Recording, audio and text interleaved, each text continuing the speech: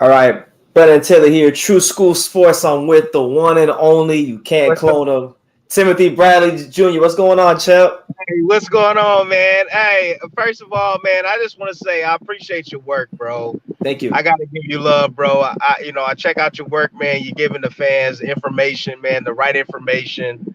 I love the way you break down your fights. You're a true student of the game, bro. I just want to let you know that, bro. Thank you, man. And I want to say this. I interview a lot of fighters, and I have over the years. So what I really wanted to say is like it's really an honor to have you on the channel because I got like vivid memories of when I used to go to the boxing gym and I'd watch your highlights before sparring. So it's good to have you on. No doubt, bro. No doubt. Yeah, but yeah, Tim. I guess I'll just get right into it, man. I guess the one thing I've always wanted to ask you because you're like one of the guys that's been with Top Rank for such a long time. Is what's it like working with Bob Arum? Like, what's he really like behind the scenes, Bob Arum? He's a very respectful guy, man. Bob Arum, believe it or not, he's about the fighter, bro. Yeah, Yeah, I mean, promoters got a bad rap, and dates way back, man. Back in the days, with Muhammad Ali, a lot of guys in the past, especially when the racism was still going on, a lot of black fighters couldn't get a shot at the world championship. And promoters, you hear promoters, Don King, particularly, uh, just not treating fighters and fairly and taking advantage of fighters. We hear the stories time in and time out. You hear that, about Bob Arum. Every yeah, promoter you hear that about. But as far as my relationship with Bob Arum, man, we have a great tight relationship. I've never had a problem. These guys are straight up and down. They tell you like it is. I would tell you this. A lot of times you have your managers and they sit down and they talk to the promoters or whoever's in charge of making their fights or putting on their fights. And a lot of times the managers don't give out all the information you should be knowing and yeah, what actually the promoter says. So I would encourage a lot of the fighters to get to know your promoter, man. You guys are in business together.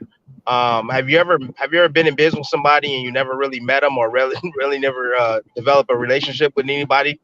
That you go into no, business with. That doesn't make any sense, man. That doesn't make any sense. So get involved in the management of your career, right along with your manager. Sit right beside him. Get the information, talk to your promoter, get to know your promoter, and that way you'll know that hey, you know the real. You will know yeah, exactly what they have planned for you. yeah. So basically you're saying to be hands on with your career. Don't Oh, be a bystander. don't be a bystander. You're exactly right, man. You put it the right way. Okay, okay. I was watching one of your like videos recently, the portrait of the fighter that you did on HBO all those years back, and you told an interesting story about how I guess when you first went to the boxing gym, you had sparred with one of your friends, Yeah. and he put a beating on you, and you had a lot of anger and frustration. So I guess the question I would ask for you, Tim, is like when you first got in the ring and you first started sparring, how did you deal with anger and frustration? Because I know for a lot of boxers when they start off, that's always a big thing when they first start sparring is that anger and frustration of somebody getting the better of them in sparring. Bro, be honest with you, that was hard as hell to break loose.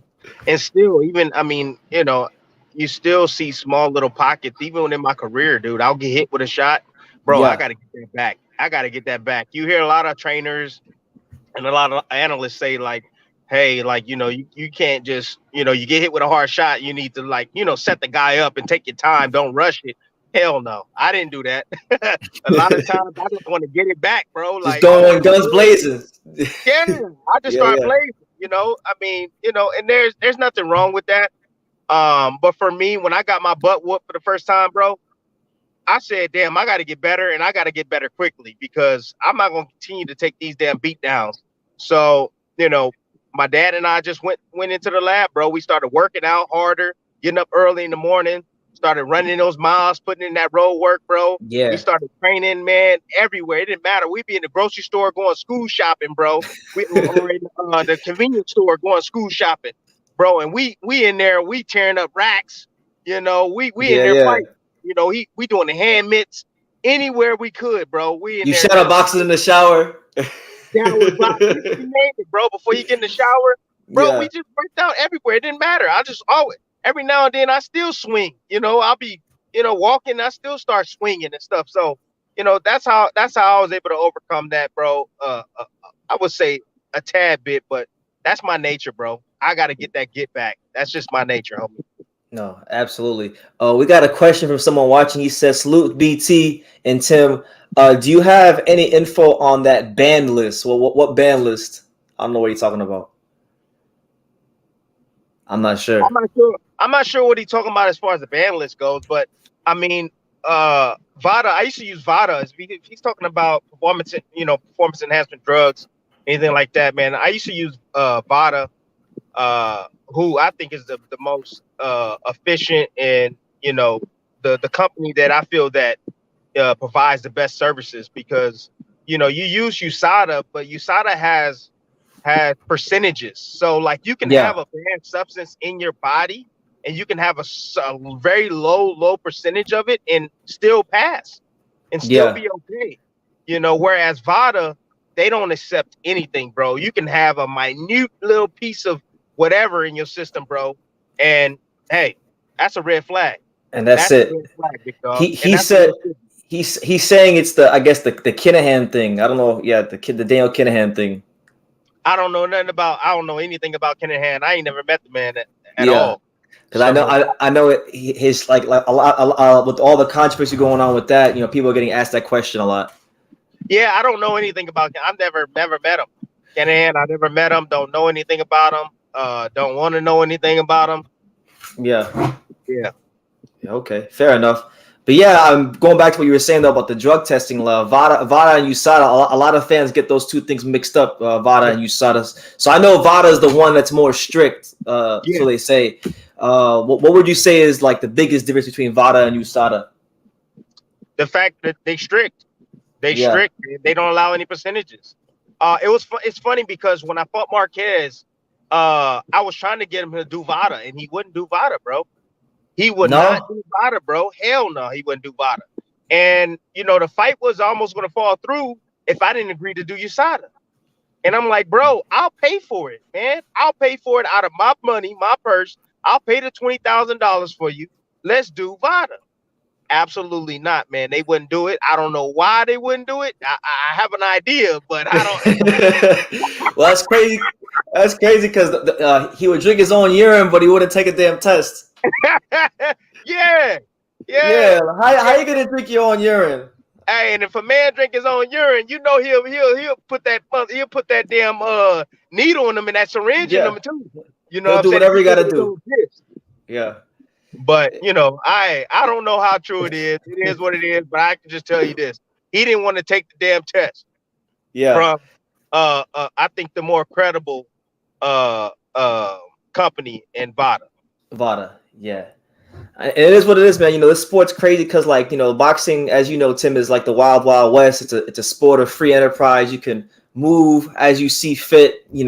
So like guys will do anything to get those multi-million-dollar paydays. And Yeah, another thing I heard you talk about, Tim, is I guess the pressure and the anxiety fighters get that sometimes makes them want to take their own life. Now, I never fought on no world class level like you. I've only sparred at the local gym and things like that. What I wanted to ask you, Tim, is on that level, could you try to describe what's that pressure like when you get to the big time levels of boxing when you're fighting on like HBO or ESPN and you're main eventing? look, bro, like you know how much work you're a fighter from a fighter. Yeah, You know how yeah, much work we put in, bro. How much sleep we lose, how much blood, sweat, and tears we put in the game, bro. And this is for all sports, bro. We've been doing this since the cradle, bro. And you get to a certain point and you start winning these fights over and over and over and over again. You you as you step up, the competition gets better. You put hmm yourself in position to fight for a world championship, bro. And you've worked your entire life to get to this point, bro.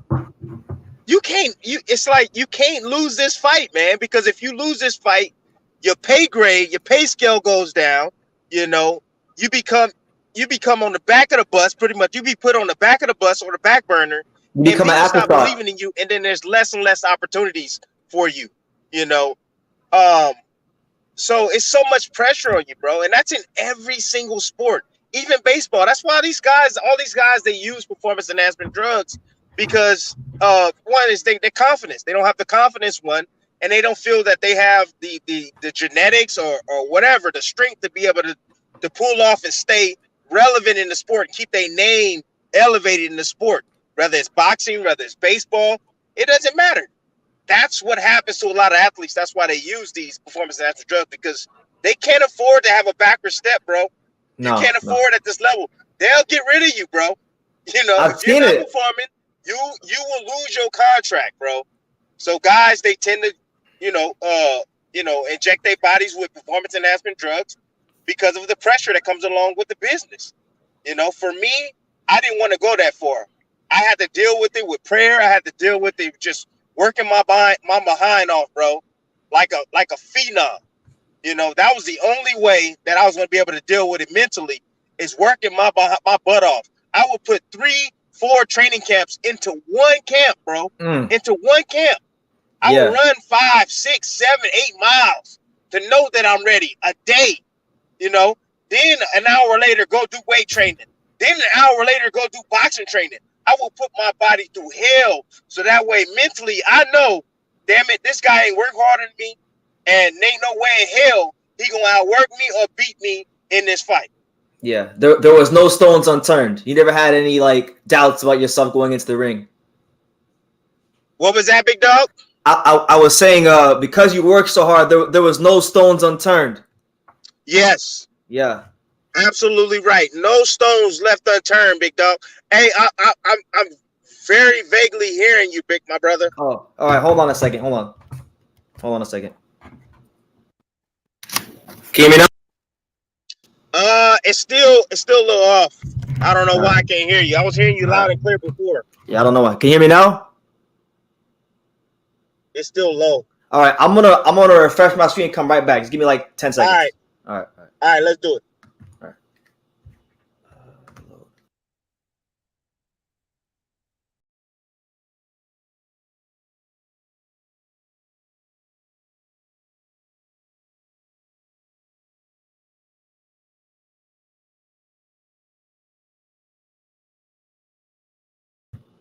All right, I'm back.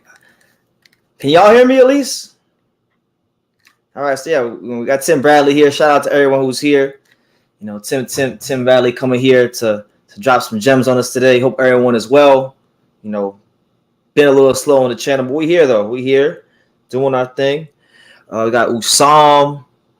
We got got Pops in the building. We got freaking Gerald, Gio Sporta, Don Shada.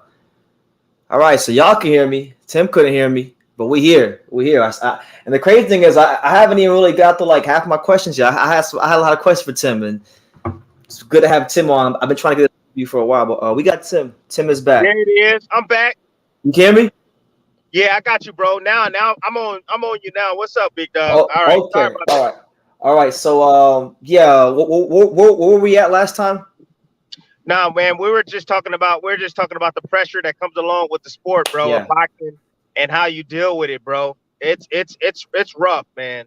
That's what we were talking about. Because I'm gonna tell you this, man. Just even being like press row and covering some of these fights, so you get like a bit of a percentage of maybe some of the anxiety fighters go through, because it gets real intense down there when you got the arena full and people yelling obscenities at you and cursing at you. So it's a lot to deal with. Yeah, it is a lot. Yeah, Tim. I was rewatching your fight with Junior Witter. You went to Nottingham. You went to England to win the world title over there. What do you remember about that fight? Man, look, I remember getting to England, bro. Yeah. And I was going through customs, and the guy asked me. He said, "Hey, what are you here for, sir?" And I was like, "I'm here for a fight." And he goes, "Okay, who you're fighting?" I said, "Junior Witter." He said, "Witter the hitter? You stand a chance?" And I looked at him. I said, "Yeah, what do you mean? You think you stand a chance?" "Yes, I stand a chance. I'm gonna beat him." And he goes, "Ha, ha." He stamped my passport and said, "Good luck, good luck." Oh, bro. When I won that title, bro, I wanted to come back, man. I was hoping to run into that dude and just shove it in his face, bro. And Yeah, be like, yeah. I told you I was gonna beat him. But once I got there, bro, I got to my hotel. Of course, my hotel room wasn't ready. Yeah. Uh, so I was tired, being on that long flight, bro. I was extremely tired. So they let me sleep in this little library that was in the hotel. It was a computer room. I Okay. slept on the floor for about 2.5 hours. I get up, my room is ready. I go to my room, my AC doesn't work, bro. It's hot. Let alone it's hot, bro. It's hot outside. It's over 100 degrees outside. I'm like, what the hell is going on? So I'm like, my trainer goes, well, you want me to stay? Let's trade rooms. And I go, nah, you know what? This is the way God intended it to be. I'm going to stay in this room. Not a problem. It's not a problem. Whatever goes wrong, I'm going to laugh at it. I'm just going to just deal with it. It's all good. So I stayed in the room. Straight up stayed in the room, bro. But I had a plan, bro. I waited almost a year before I fought Junior Witter, bro. And I studied that dude every single day, looking for a weakness. Junior Witter had that weird style where he would switch stances and he Yeah, would try to yeah. put those claws out there and use that long guard and kind of like wand you a bit, and get you to commit, and then he'll counter you. Well, I studied him. I studied him for about a year straight. And what I realized is that he would gas out second half. I said, okay, all right, I'm gonna have to set him up. So the game plan was to keep striking low, keep siphoning his gas tank little by little, and once he starts standing straight up and trying to get away from the body shots, then I'm gonna come over with overhand right. And the second half of the fight is when I was gonna start doing that. If you go back and watch the film, you'll hear Joel at about round 6. He starts saying, "All right, man, it's starting now. Let's start setting it up. Let's turn it over. Let's throw it over the top. Let's throw it over the top, champ." And 6th round is when I dropped him in his corner, bro. And that's when the whole fight started changing in my favor. Yeah. And then you won the world title on foreign soil. So I went back and I did rewatch a couple of rounds of it. Junior Witter did have that really weird style. It seemed like an annoying style to deal with, the constant switching and all that stuff. Yeah, it was annoying to deal with because he had speed and he had power, and he had a really good ring IQ as well. Um, you know, every now and then you get guys that have hand speed, but they don't have the power. And when they don't have the power, you're able to walk through guys like that. In my opinion, I'm able to walk through guys like that. But I had to respect his punching power, so it was like I had to box him, but then at the right time I had to press him because I knew he faded the second half. Yeah. And you were always well conditioned, so that played more into your favor. The fact that he wasn't a complete 12-round fighter as far as his stamina is concerned. See, what fighters don't realize is that conditioning is great, because if you don't have the skill to be able to compete with a guy, if you're conditioned enough to be able to let your hands go, it kind of evens the playing field a bit. It does, man. And that's the reason why I came in tip-top shape, because I was a lot shorter than a lot of guys. I didn't have punching power, but I had a really good ring IQ. And when I came in, and I was physically strong, and when I came into the ring, it was like, one, if you didn't take me out, you're going to have hell, because I'm going to be there every single damn round. And I'm going to be throwing 70 to 80 punches a freaking round, So I'm going to outwork your behind. I don't care how talented you are, bro. When you have 80 punches coming your way each freaking round, bro, it's a lot of bullets. That's a lot of bullets coming your way. Yeah. Yeah, hell yeah, that's tough to deal with. So that was my thing. Conditioning. A lot of guys had height advantage, reach advantage, punching power over me, experience over me. But you know what? One thing they couldn't do, that was outwork me. Yeah. Brought that lunch pill every fight, every single fight.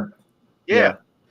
Yeah. I know one of the things you talk about a lot, I heard in other interviews over the years, you've always talked about those days when you sparred Terrence Crawford.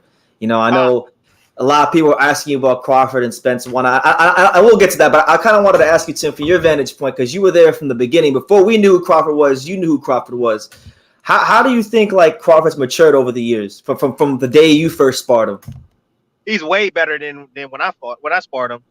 You got to think about it. I think the kid was like 13-0 at the time when I started sparring him. Yeah. And you got to understand, he came out on his own. So I was primed and ready, bro. I was sending everybody home, bro. I was literally stopping guys and sparring, bro. I mean, I remember having a training camp. I took about 2 weeks off, and then I had another training camp. So I was in tip-top shape. A lot of guys would come in and be in half-ass shape, and I would send them home. I was like, I'm not gonna pay you if you're not gonna give me good work. Yeah. I'm gonna send you behind home. So at the time it was Cameron Duncan. I called him. I said, man, I need like a real spar partner, somebody that's gonna give me some good work. So Terrence was sitting by the wayside because you gotta understand, Terrence had just recently, not too long ago, had got shot in the back of the head. Yeah. So he was benched basically by Top Rank because they just thought that he was just a thug. They thought like, you know, this is a troublemaker. We don't want to really have, you know, this negative energy. Nothing good's gonna come of him. Yeah, exactly. Nothing's gonna come of him because he's a thug. So he sent them out, bro. First day we sparred, bro, dude beat the dog piss out of me, bro. Like I was like, oh my gosh. And like the more aggressive I got, the more he just started picking me to pieces. So it was like, I was like, damn, who the hell is this kid? I get done. We do 4 rounds. I was supposed to do, I think, 6 that day. We do 4 rounds. My trainer said, damn, I didn't see enough. You know, Tim, he didn't beat the brakes off your behind. So I said at the end of the I sat at the edge of the ring, and I look at this dude, and he's in the mirror looking at himself. And I go, bro, who are you? And he goes, he's like, I'm Terrence Crawford. And I was like, but wait. Like, bro, you ain't no sparring partner, bro. I'm like, bro, ain't nobody's never done this to me, bro. Like, you a world champion. And he looked at me kind of sideways, like, really? And I'm like, bro, you're a world champion, bro. I was like, you got the skills, you got that temperament, you got that hunger, that nastiness inside of you. Because the harder I went, the harder he went. I would rise a level, he would rise a level. And every time I would rise, he would meet me. He would like, no, you ain't getting the best of me. You ain't getting the best of me. So I was like, this dude is different. You know, and then I found out he wasn't even a southpaw. I was like, oh man, now I he's not even a real southpaw. Yeah. You know? So when he beat you up that day, it was all out of southpaw. All out of southpaw. I was crazy. getting ready. I believe it was for Devin Alexander. I was getting ready for. It was Devin, and then I brought him back for Manny, to help me with Manny too. But for Devin, for sure. And shit, I was ready for Devin. I have no doubt about it. But yeah, that's when I knew Terrence was different, man. And we just started hanging together, and I kind of just like mentored him. He mentored me. We would just, you know, bounce ideas off each other as far as skills go. You know, he helped me, I helped him. I used to like isolate my sparring partners and kind of keep them away from like my personal life. But with Terrence, it was different. You know, this guy, he was a family guy. You could tell he was different. He comes from, you know, humble beginnings, and I kind of, you know, brought him on and just wanted to show him the way. Like, hey, man, this is the way you should be. You know, with your kids, with your family. Like, stay close to your family, stay close to your craft, and good things gonna happen to you. No, absolutely. What was it about him specifically that made him so difficult? Was it the speed? Was it the power? Was it the feints? Was it the intensity? It was his timing. His timing. Okay, timing. Oh, his timing was nasty. Yeah, his timing. That's what makes Terrence Crawford so damn good. His timing. So like when I would punch, something was always coming back at me, man. And you know, and there was times where he would let me punch and he won't do anything, you know, and he would set traps for me. And then all of a sudden, boom, this left hook would come out of nowhere, hit me upside my damn head. And I'm like, my gosh, like this kid was sitting on this left hook, looking for me to make this one mistake. And as soon as I made the mistake, he capitalized on it. And then another thing is that his ability to adapt, bro, his ability to adapt, that's something special. Yeah. I will come the next day, work on the mistakes that I made during the sparring session. And then the next day, I would change everything up. So would he. He would be a completely different fighter. He was like a freaking chameleon, bro. I was like, yo, this ain't the same dude. Like he didn't like, yo, I'm planning on him to make the same mistake that he made yesterday. But yo, he fixed that, and now he's doing something completely different. And he probably do things that he hadn't done before, that he didn't do in the other 2 or 3 sparring sessions before. Adaptability, bro. The dude Yeah. can adapt. Yes, and the best fighters in the world have these qualities. They can adapt to anything, any adversity. Yeah. Okay. I wanted to ask Tim from your vantage point, because I know the talk in boxing right now is obviously the whole Crawford-Spence. You get asked a million questions about this. I don't really want to ask much about that. I wanted to kind of ask more so, like, when you have a big fight like this from the fighter standpoint, because, you know, us fans, we get impatient. You know, we start getting upset and we want the fights to happen right away.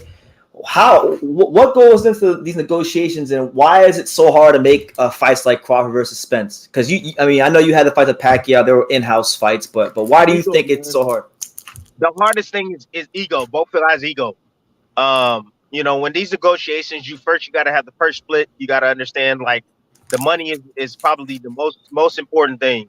Each guy got to be happy with the amount of money that they're making. And then you put egos on top of that. You got to understand that Terrence Crawford's been around for many years, bro. He's had 16 world championships. He's been in 16 world championship fights, or title fights, I should say. Errol Spence has been in 6. Just letting you know right now, 6, I believe. So he has a ton of experience. He was the undisputed champion. He's coming in. He feels he's the number 1 fighter in the world. He feels that, hey, this is what I'm worth. Then you have Spence on the other side. Well, I fought all the best welterweights. You know, I have 3 straps. You know, I feel that I'm better than you. He's gonna want his share, the lion's share, I would say. So once you get past that, then everything else is pretty much simple, man. Everything else is pretty much simple. You got to think about the tickets. You got to think about hotel rooms. You got to think about flights. All that stuff is a part of the contract as well. You got to think about the site as well. Where is this fight going to happen? Is it going to be on neutral territory, or is it going to be, you know, is Spence going to get it? You got to think about the pay-per-view revenue as well. You know, how much money am I going to be making on the pay-per-view? You know, how much money am I going to be getting up front? Because you have a guy that has like $20 million, right? He has a $20 million guarantee. He don't get the $20 million up front.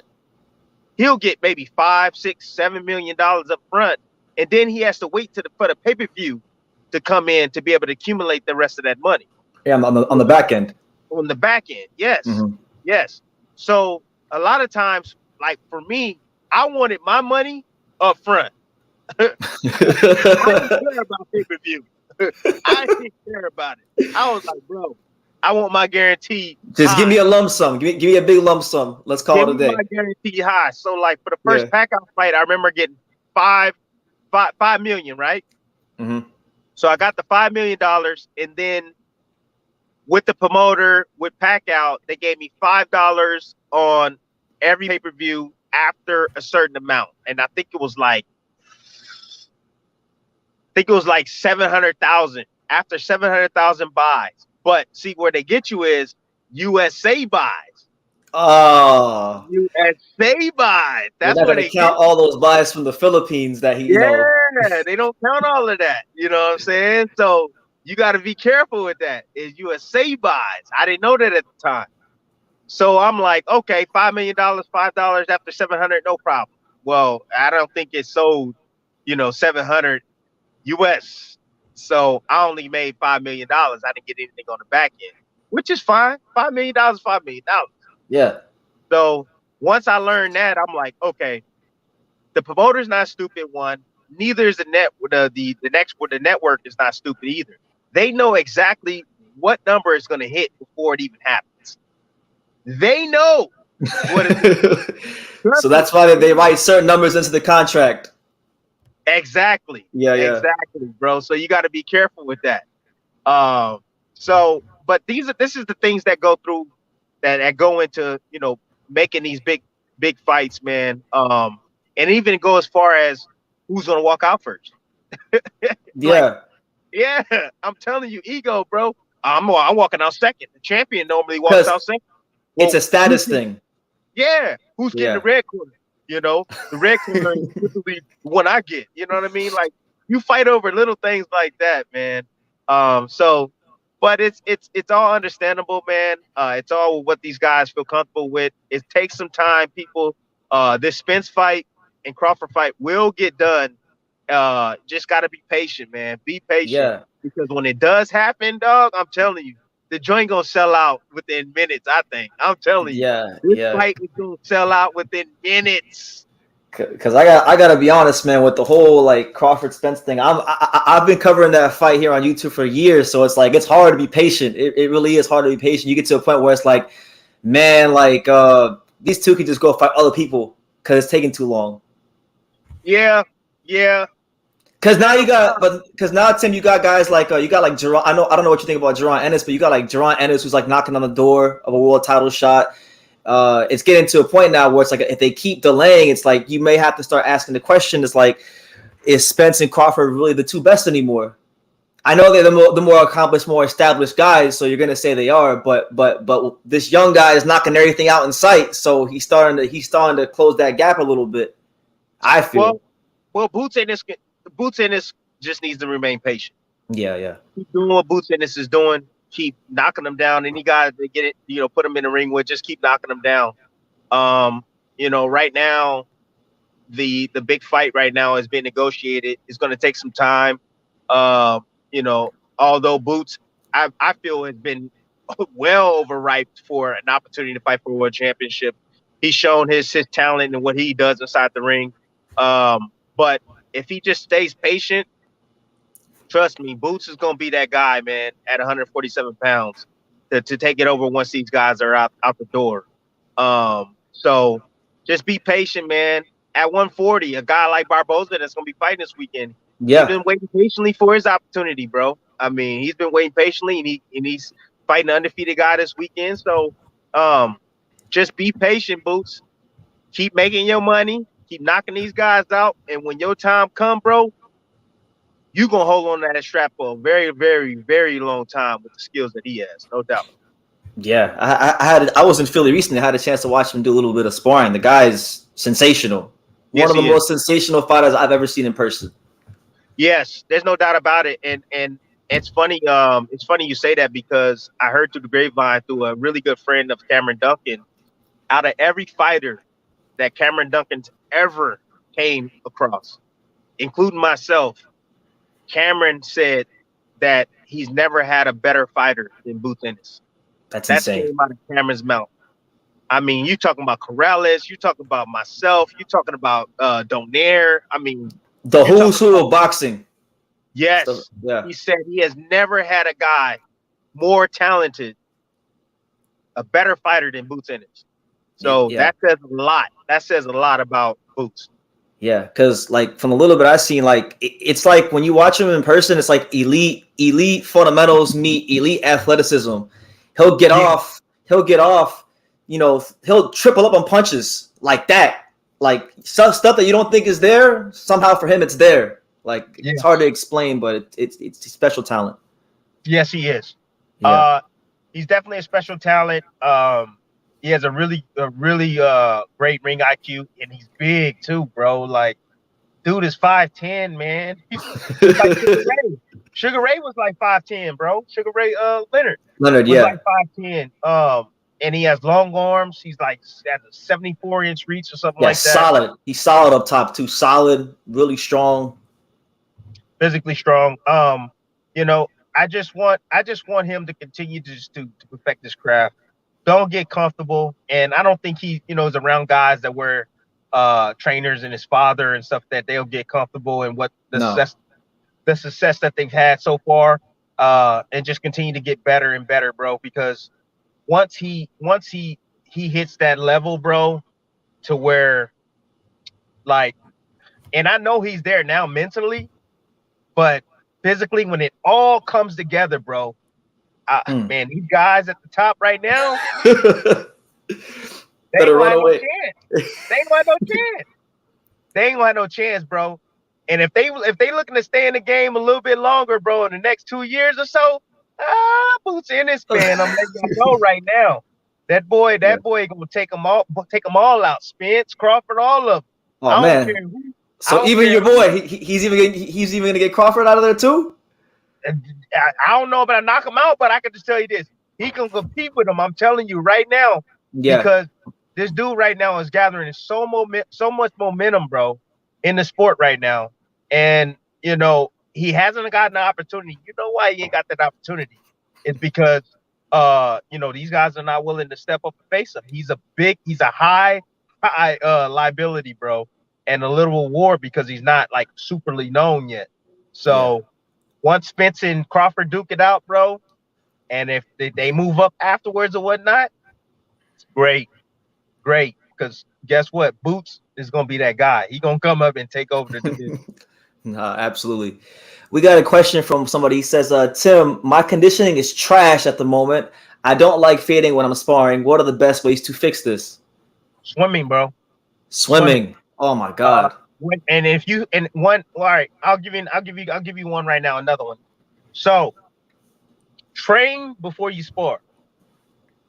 If you Train need, for- if you need work on your back end, like if you're finding yourself fading after 4, 5, 6, 7 rounds, you start to fade in the later rounds. So you train first, do all your whole training, and then you spar. That's how you work on your back end, all right, of the fight. Another thing is that you wanna add some swimming 1 day a week, swimming, an hour. Learn how to swim, strokes.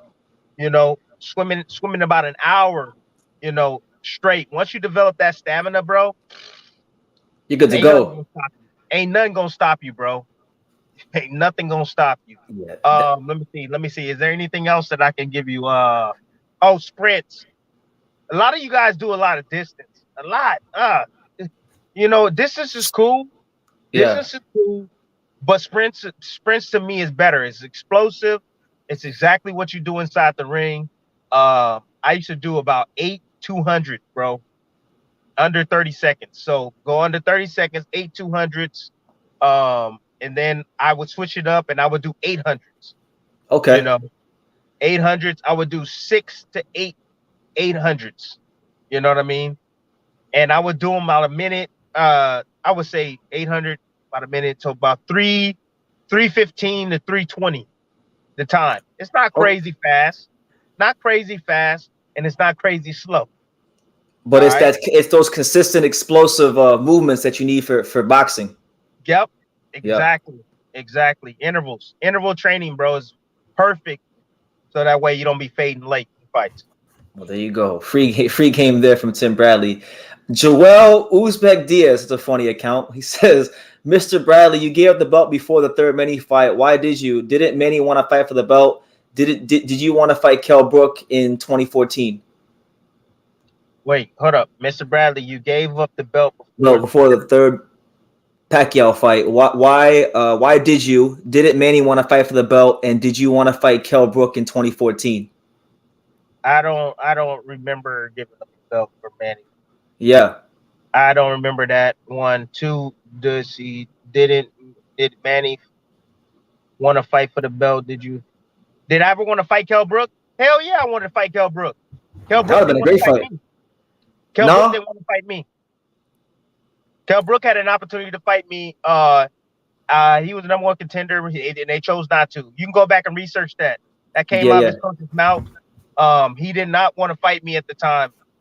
He got his opportunity at the top to be able to face me. So, but yeah, I wanted to fight Kell Brook, no doubt about it.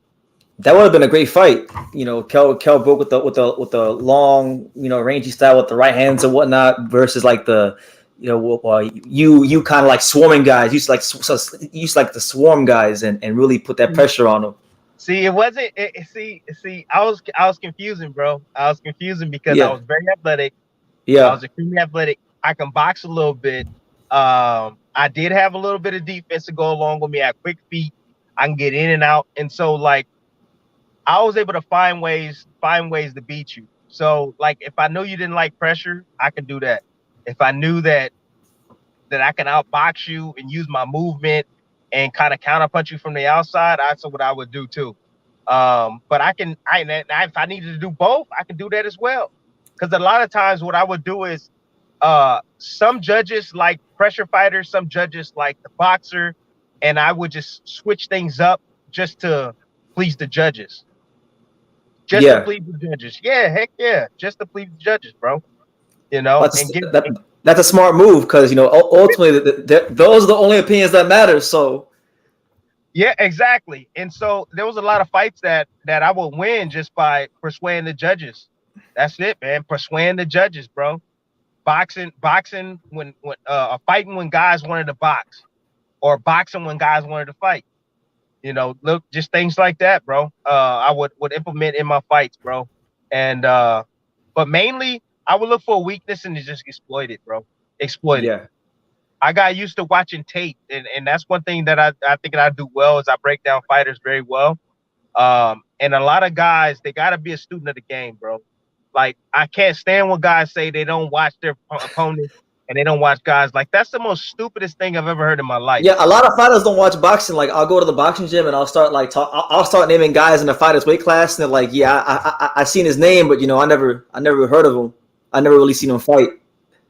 It's unbelievable to me. Well, he's not gonna fight me that way, bro. Like, you find out tangibles and intangibles about the fighter just by the way he's behaving.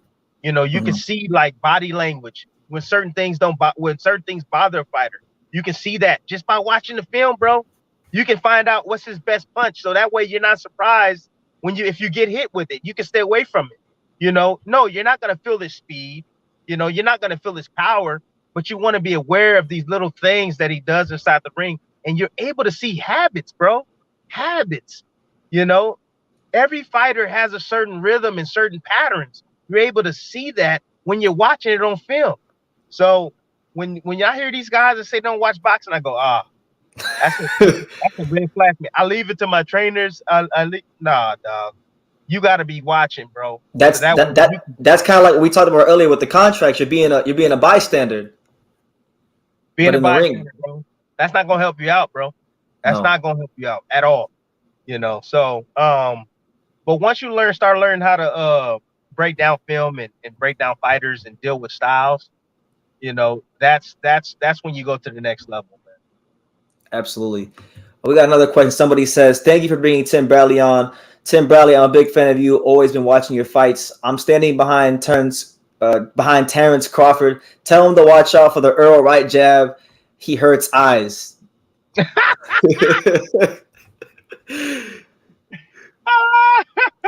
That's funny. You know what? That's hilarious because I think the jab is the thing that I think everybody is worried about with Terrence Crawford dealing with that lead hand of Earl Spence. But Because it's what a volume jab.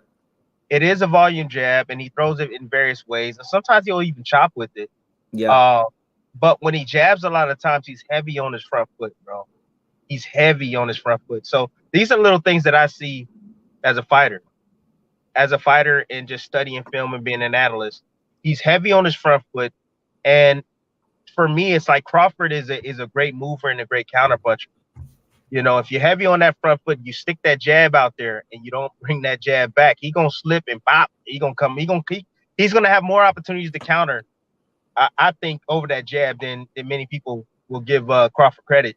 In the fight, I think Crawford's gonna be able to counter that jab and take that jab away little by little away from Spence. But that's just my opinion, bro. Yeah, I see it kind of the same way because I think Errol Spence, like you said, is a very front foot dominant fighter. Crawford's biggest strength is the fact that he's able to sharpshoot and punch on the move. So if you're too front foot dominant and let's say Crawford catches you reaching or you fall on in short, it gives them a chance to catch you from the outside, which is something he likes to do, And especially in exchanges. and Crawford punches when and Crawford's punches when you punch too. Mm-hmm. While you're punching, he's punching. He's looking to catch you as you're punching at the same damn time. But you know what? I even watch amateur fights, bro. I even go back and I study fighters' amateur film, bro. And it's funny because I came across, and I know I changed the subject, but I came across Better Biev when he faced Usyk, bro. Oh man, they fought 3 Have you seen it? times. Have you seen it? I've seen the one where he dropped Usyk. Yeah, Yeah. but but anyways, Spence. I went back and I watched Spence amateur days. Spence can fight off his back foot, bro. Yeah. Spence can fight off his back foot, bro. Like, I honestly don't think we've seen the best Spence, bro. No, I don't think we have, bro. I'm serious. And he did it a little bit against Mikey. A little bit against Mikey. he did. But who can move off his back foot? He can. So, and I keep hearing, I understand Crawford's great off his back foot, but damn it, so you never know. Spence can lure in Crawford. You never know, bro, what type of game plan he's gonna have. You never know. Because you expect him to come forward on Crawford and kind of, do what Spence do and start the breakdown process, breaking him down to the body and getting the inside and wearing him out that way. But no one expects Spence to actually make Crawford come to him and try to set traps that way. No one's seen that side of Spence. But if you watch on the film, Spence has that freaking ability, bro. He does. It's under the radar. I'm just going to let it be known right now. It's under the radar. So don't be surprised if you see Spence off his back foot a tad bit and trying to lure in Crawford and force Crawford to make mistakes. It could be one of those things where it's like a guy has all the tools in the world, but nobody's really forced him to dig all the way down into the toolbox. It's like I say the same thing about Bivol. Like I don't think Bivol has really beaten anybody with 100% of his skills. I think he's only used like 70% of what he knows in the ring. So the same thing might be true for Retrospection and Crawford. Well, that's why I guess we got to see when the fight happens because you just don't know. Exactly right. You're exactly right. You're exactly right. I think that also another thing, a big factor in this fight with Spence and Crawford is that the inning inside, I understand that Spence is deadly with the body shots, but you don't realize is that how strong Crawford is, and Crawford will tie you up, and also you don't really realize Crawford will fight your butt back, bro. Bro, go back and watch that Mean Machine fight, bro, when Crawford was like, okay, you want to fight? Let's fight. And he stepped to Mean Machine, bro. He put that pressure on him, dog. He was breaking him down to the head, the body. Yeah. He started attacking him from different angles, bro. Like, Crawford could be mean that way, bro, and take it to Spence as well. He's the only guy at welterweight I really felt like, apart from I guess Ennis now, but for all these years, he's the only guy at welterweight I feel could get in the kitchen or close the gap on Retrospection and actually beat him at his own game. He's the only guy that I think that has that intensity and that strength to do that at that world class level. And Spence although he can fight off his back foot, he's not a great counter puncher off his back foot. Not like Crawford. He's not, bro. If you go back and watch Spence fight, right? Watch when Spence gets attacked. He goes defensive mode and he goes straight back. Defensive mode. And you don't see counters coming back rapidly. You don't see counters coming back rapidly from him. So Crawford, don't be surprised if Crawford steps to his behind and takes it to him too. I mean, there's so many things that can go in this fight, happen in this fight. That's the reason why we gotta fight it. These guys gotta fight, but I can't wait till it happens, bro. I seriously can't wait, man. I've been saying Crawford beats him for the longest time now. And if he gets in there and do that, then I look like the man. But if he doesn't, I look like the bum. Yeah, that's how it always goes. That's how it always goes. It's all good. Dirty Red says he wants to know from you. He says, how do you stay calm in a war? And you would know a thing or two about that. How do you stay calm in a war, Tim? You got to get accustomed to it inside the gym. That's the only way. You got to fight guys or spar guys that are busy, that like to pressure you, and you got to get comfortable with staying calm inside the gym, training and sparring, bro. That's how you develop it. But there's small things you can do, like, for instance, from the technique standpoint, your positioning in the inside, how you protect yourself, how you get your head off to the shoulders, and you switch sides if you want to go under the bridge. You go under the bridge and go to the opposite shoulder if you're getting hit with too many hands from the left side, and then vice versa and go back. But you never just want to sit straight up in the inside in the fire with your hands straight up like this in a high guard. That's the And worst. it's the worst, bro. You know, and understand when you in the inside, little small movements left and right, that throws off a fighter. Little small movements, you got your hands in tight, little small movements left and right, bro. Left and right. And looking to counter, catch and shoot, that throws off a fighter that's looking to work inside. So but you have to get comfortable inside the gym dealing with guys that's gonna be pressuring the hell out of you. That's the only way, bro. Just stay Yeah. calm, keep your hands tucked, good, solid positioning as far as keeping your head off the freaking line, not keeping your head directly down the middle, getting your head off the side. You'll eventually start getting comfortable and you'll start seeing more shots that way, bro. Seeing shots come your way and be able to counter these guys. So that's Yeah. a tip, bro. These would you say that those are a lot of things you did when you fought Ruslan Provodnikov in that great fight in 2013? It was a lot of things that I did when I fought against Brandon Rios. Okay. Brandon Rios is a pressure fighter. And so there were times where I had to like step in the inside, tie up one hand, push him back, stay close, get my head off to the shoulder. You know, yes, he's gonna work, but I'm gonna find those opportunities to be able to stick him down low to the body, hit him with uppercuts, hit him with hooks when he least expected. So I would say go and look at that fight right there, and you'll see how I was able to deal with that fire in the inside. Okay, Brandon Rios. I'll go back and revisit that one because I remember watching that one on HBO. That was your first fight with Teddy Atlas, and then you were the first guy to stop Brandon Rios. Yeah. Yeah. Yeah. The Real American Fan says, when you beat Lamont Peterson, that's when I became a fan. Also, when you beat Nate Campbell, LOL, we wanted to get out of there. I was in high school. Cool, bro. Cool. We go back. You know, it's funny you say that because I was the first guy to beat Lamont Peterson. Lamont Peterson was no joke, bro. Top rank at the time. He was the top rank. He swore up and down he's gonna beat me. And I remember training for that fight, and I remember Lamont from the amateurs, and I knew how tough he was. At that time when I was fighting him, I had to make a choice. Because when I got in the inside, he was a lot stronger. He was a lot stronger than I thought he was in the inside. So I was like, damn. Even my trainer was like, yo, hey, get back on the outside and box this guy. You know? And once I started doing that, the fight became easy. And I'm like, shoot, I can just outbox him. I don't need to be sitting there fighting this guy. This guy is strong. See, and that's why it's important for you guys, you know, all the young fighters out there that's listening out there, man. That's why it's important to learn your craft, bro. Learn every aspect of boxing, not just one style or one way, man. You know, learn your skills. Learn how to box off your back foot. Learn how to pressure guys. You know, learn how to fight side to side. Learn how to get your head off the line. Like little things, little tactical things that you need to learn to be able to deal with any style. It don't matter what it is. So yeah, just be well-rounded. Be well-rounded, bro.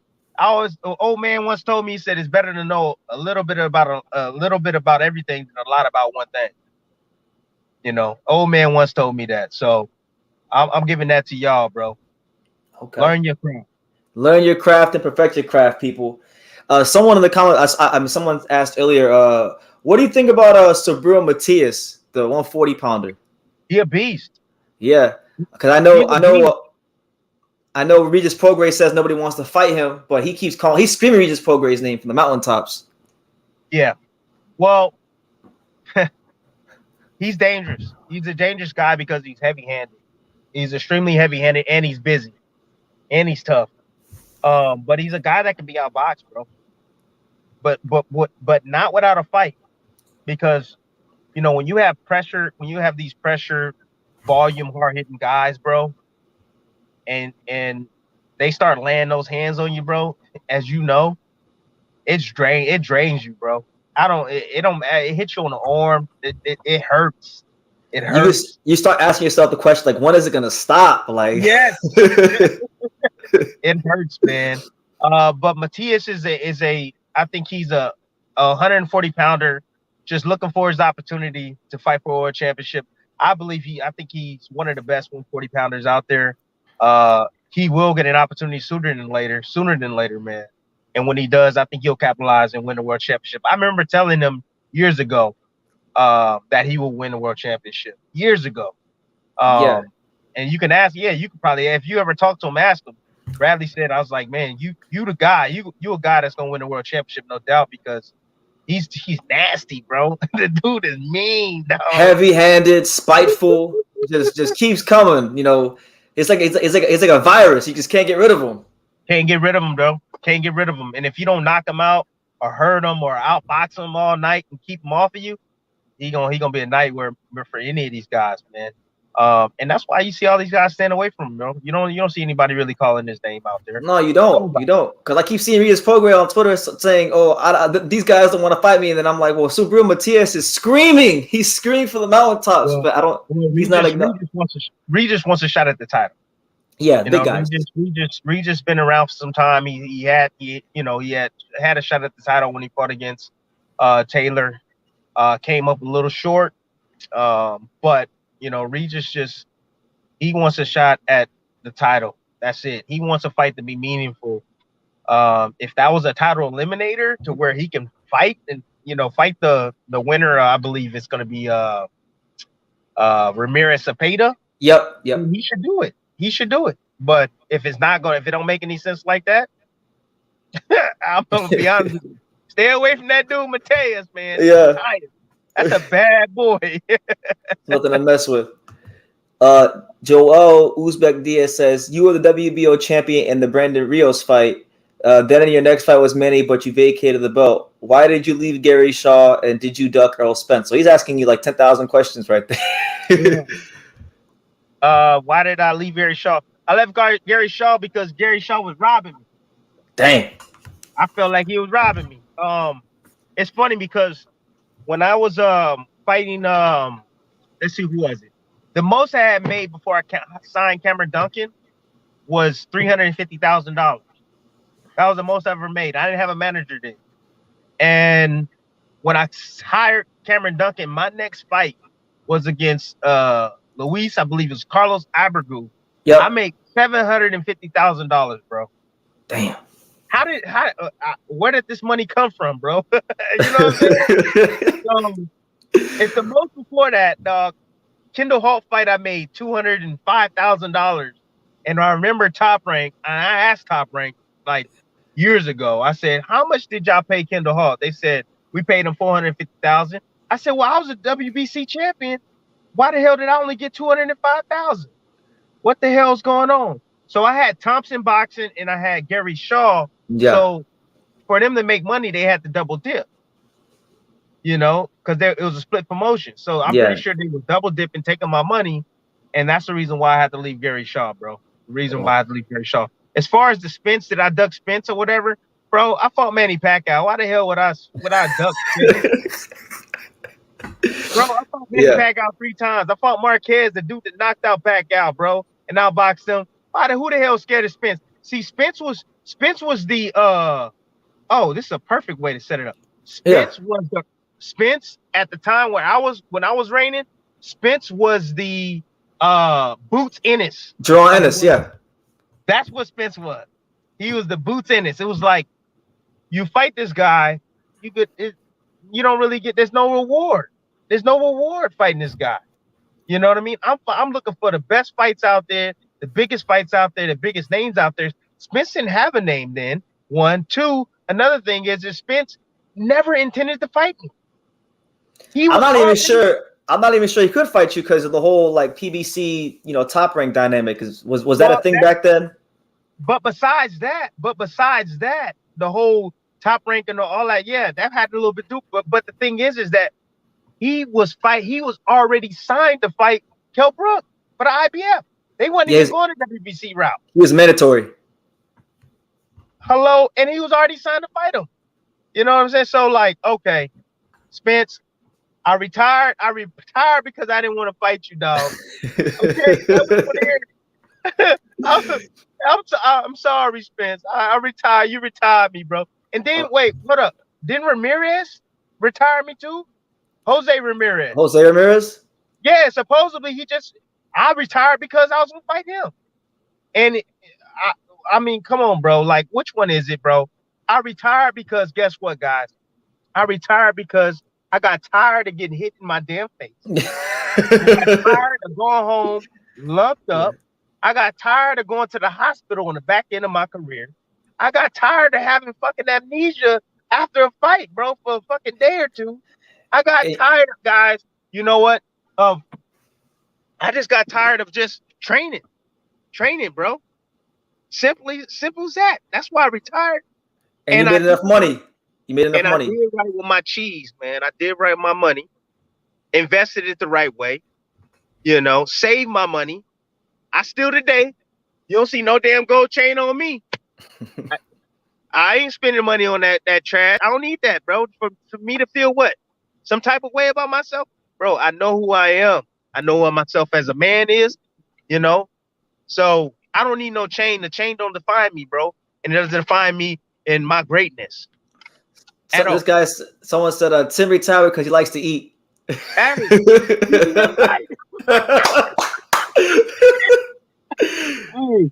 Hey, look, when you've been dieting for 23 damn years and you miss so many barbecues and Thanksgivings and Christmases and all that, bro, like, you don't get that back.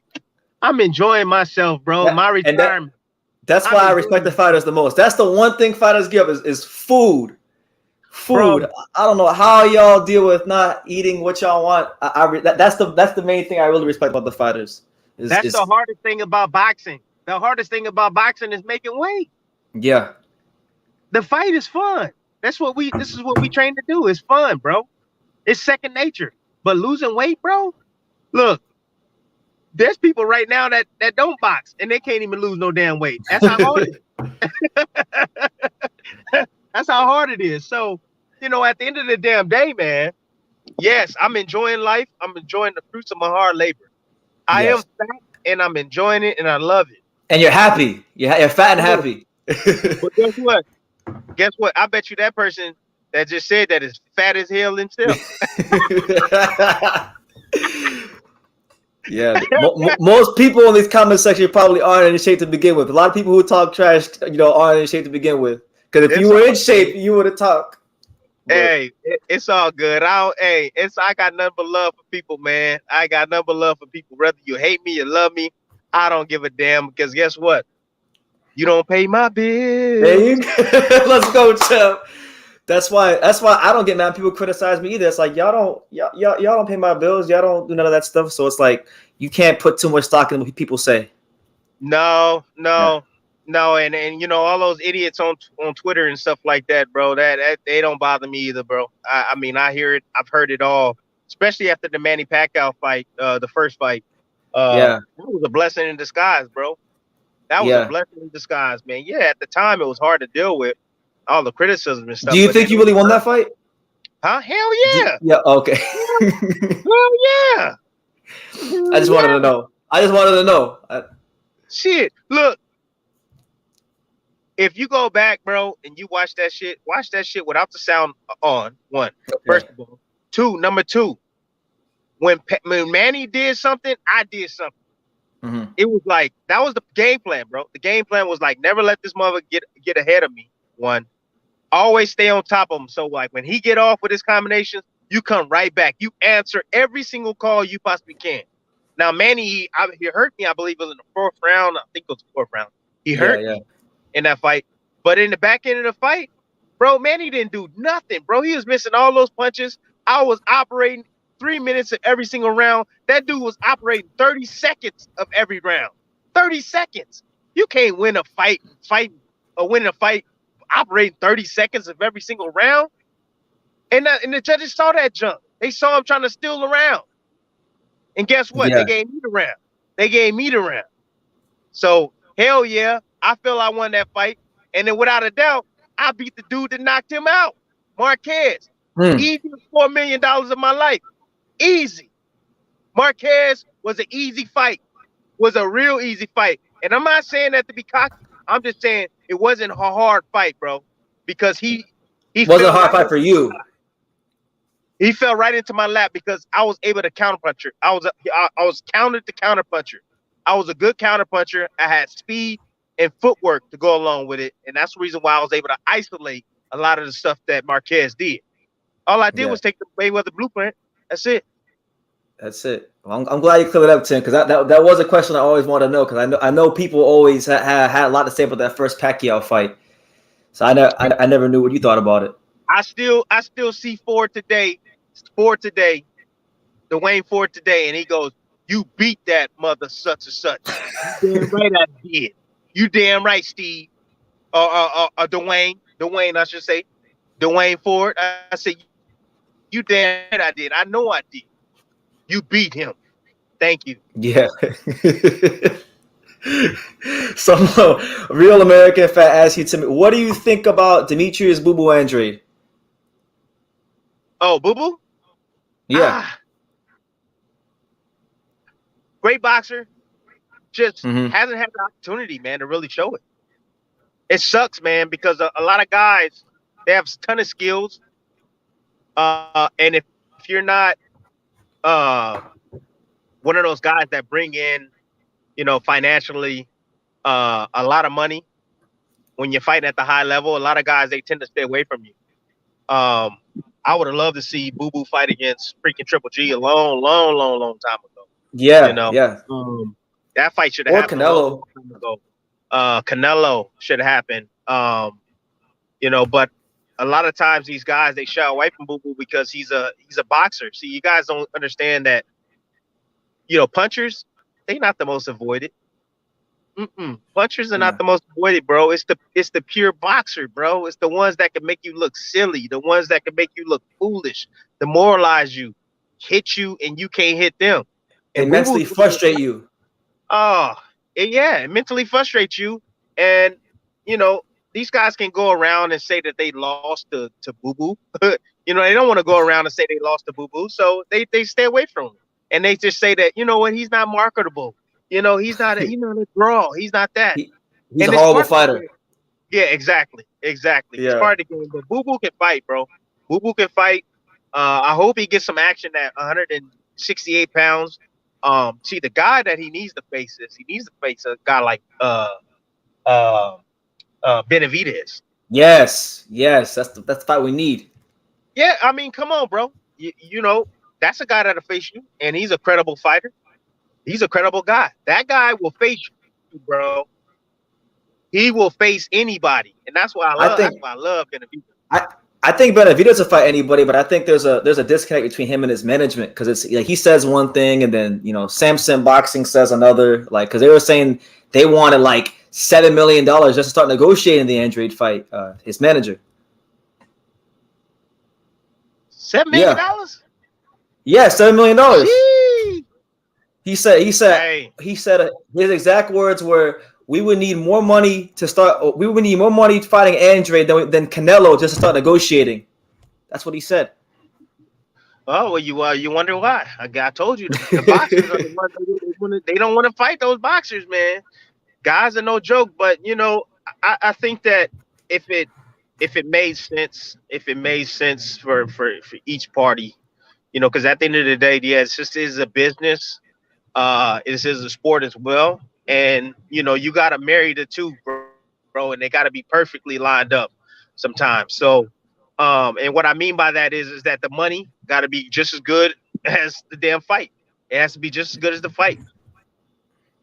No, City, absolutely. the money, everything got to line up perfectly for these fighters to be able to take these risks and get in the ring and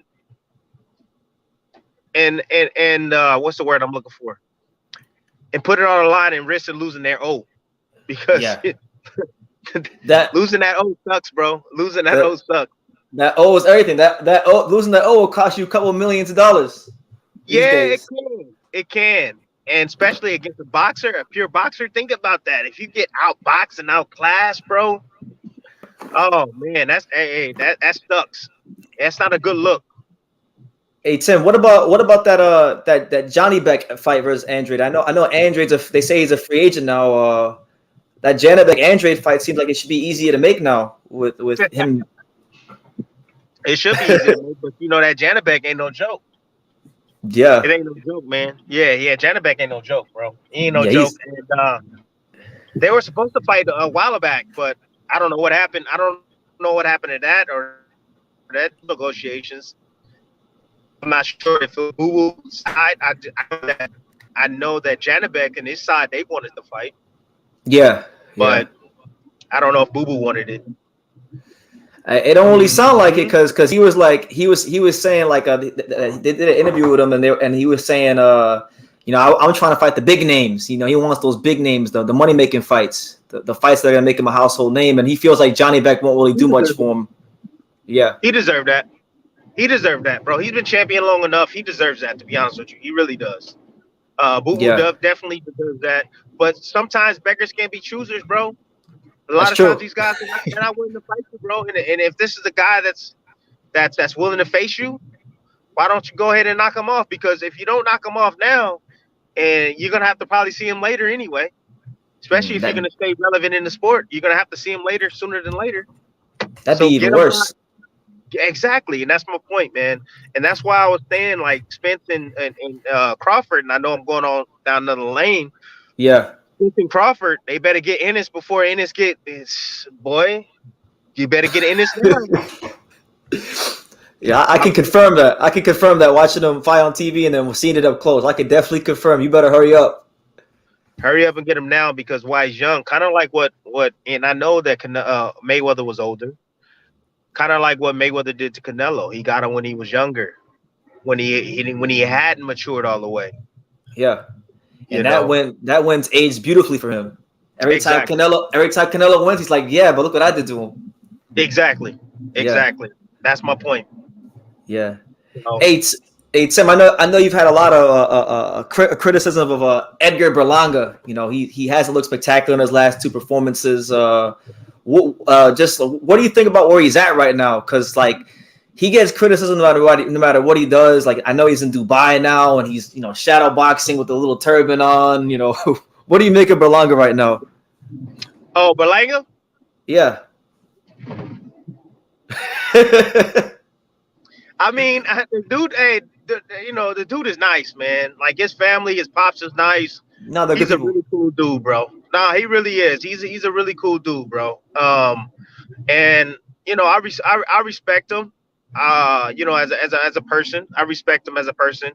And I also respect him as a fighter as well, dude. It takes guts, man, to get in that ring. But for me, from the outside looking in, bro, I just don't think he has his head in the right place. I think some fighters they they love the idea of being a champion. They love the idea of being a top prize fighter. They love the idea, but that's it. They just love the idea. Yeah. Doesn't mean that they're ever going to accomplish that. They just have their priorities, I believe, mixed up. The money is great. This kid is making a lot of money.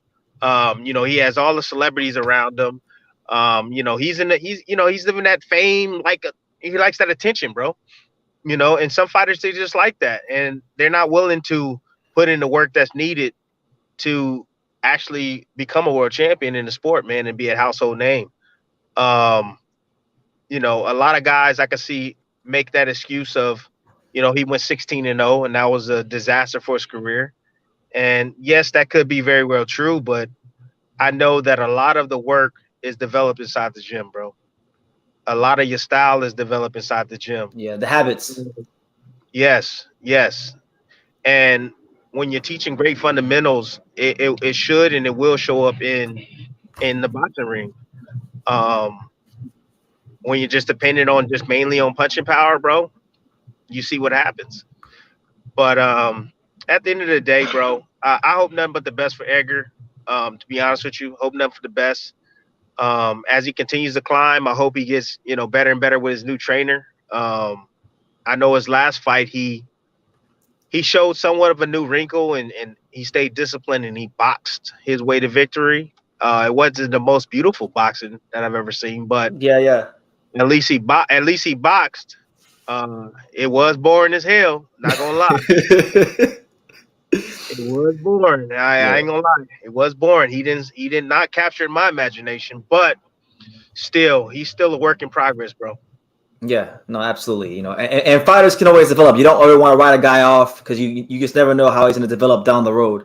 Yo, wait. Yeah, right about, bro. I've been around this sport 23 years.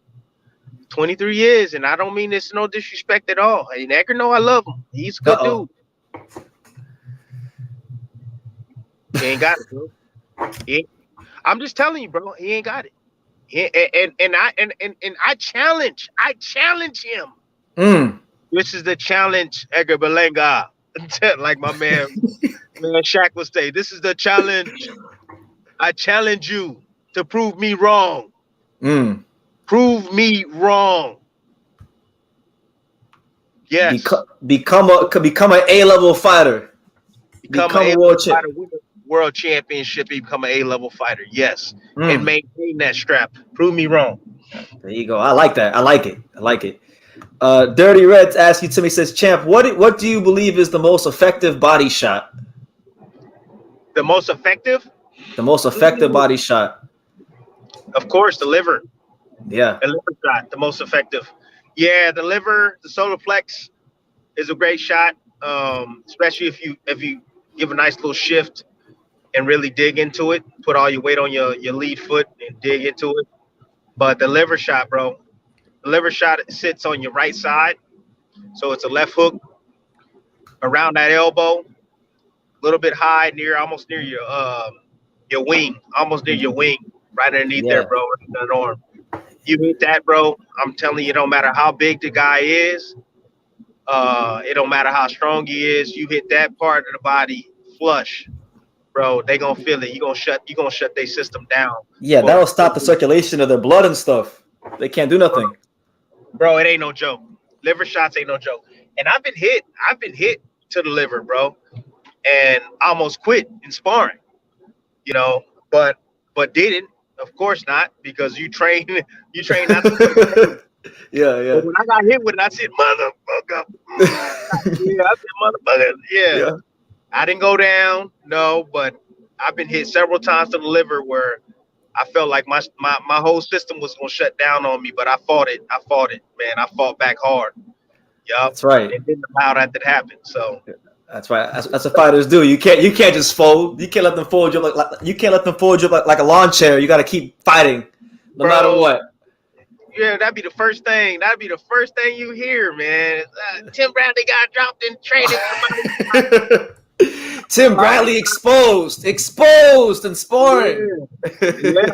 I've been dropped in sparring. I have. I've been dropped, bro. Yeah. Yeah. I've been dropped in sparring, bro. I got dropped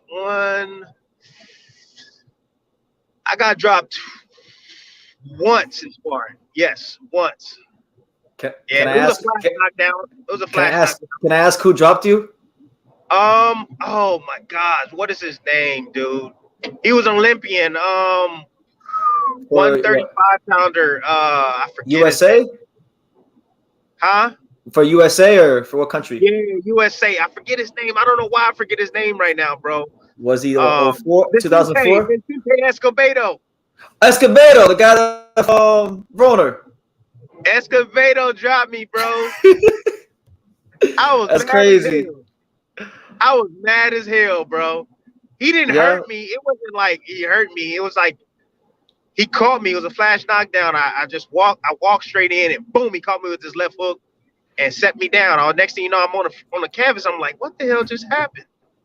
And I get up and I'm like, I'm embarrassed as hell. And they looking at me and this was after, Provodnikov fight. So yeah. I still was a little cherry, I would say, after the Provodnikov fight. Chin was a little bit of suspect, and this was months after the fight, and I was training, getting ready for Marquez, and that's when I got dropped. Yep. Everybody was like, "Oh my God, I'm putting my money on Marquez." They said, "I don't know. Tim's gonna make it. It might be time to hang him up, champ." Bro, they didn't know, man. They didn't know. Everybody was like, you should have seen everybody's face when I got dropped. Everybody was like, what the has happened? Champ just got dropped by Escobedo. What? No, that's crazy. Oh man, let's go to the bank right now. Marquez about to knock him the hell out. Yeah, this guy is done. Put him in the dirt. He's done. He's done. Hey, look, I hear a lot of times this Jake Paul stuff, right? Yeah. Hello? Yeah, you hear me? I hear a lot Hello? of times with this Jake Paul stuff, uh, with the sparring session or whatever. Sparring is sparring, man. Yeah. Sparring is one of those things where you're there working, you're getting your work in, and you're working on things, you're working on your craft, and it's not perfect. You're not going all out. And I hear a lot of guys, oh, I got the best of him in sparring and all that stuff. Okay, that's cute. You got the best of me in sparring. I used to get my butt whooped all the time in sparring, but when I got in the fight, I performed on those bright lights. I'm glad I you wasn't said one of that, those man. guys that perform well in the gym at all. Yeah. So don't be listening at these guys just because they did well in sparring against a particular fighter or champion that they somebody. That junk don't matter. We got a lot of gym world champions in boxing. A lot of gym champions. Oh, I'd rather be a champion inside those bright lights than a champion in the gym, bro. Seriously. Yeah, it pays you millions more. You're supposed to get your work, get your lessons learned. Huh? It pays you millions more to be better under the lights. Oh yeah, there's no doubt about it, man. I don't understand once again why I can't hear you, champ. Yeah, I don't know what it is. Yeah, I can't understand why I can't hear you. That's why I keep bringing my. I'll refresh. I'm gonna come back. I'll refresh the video. I'll come back. All right, let's do it. All right.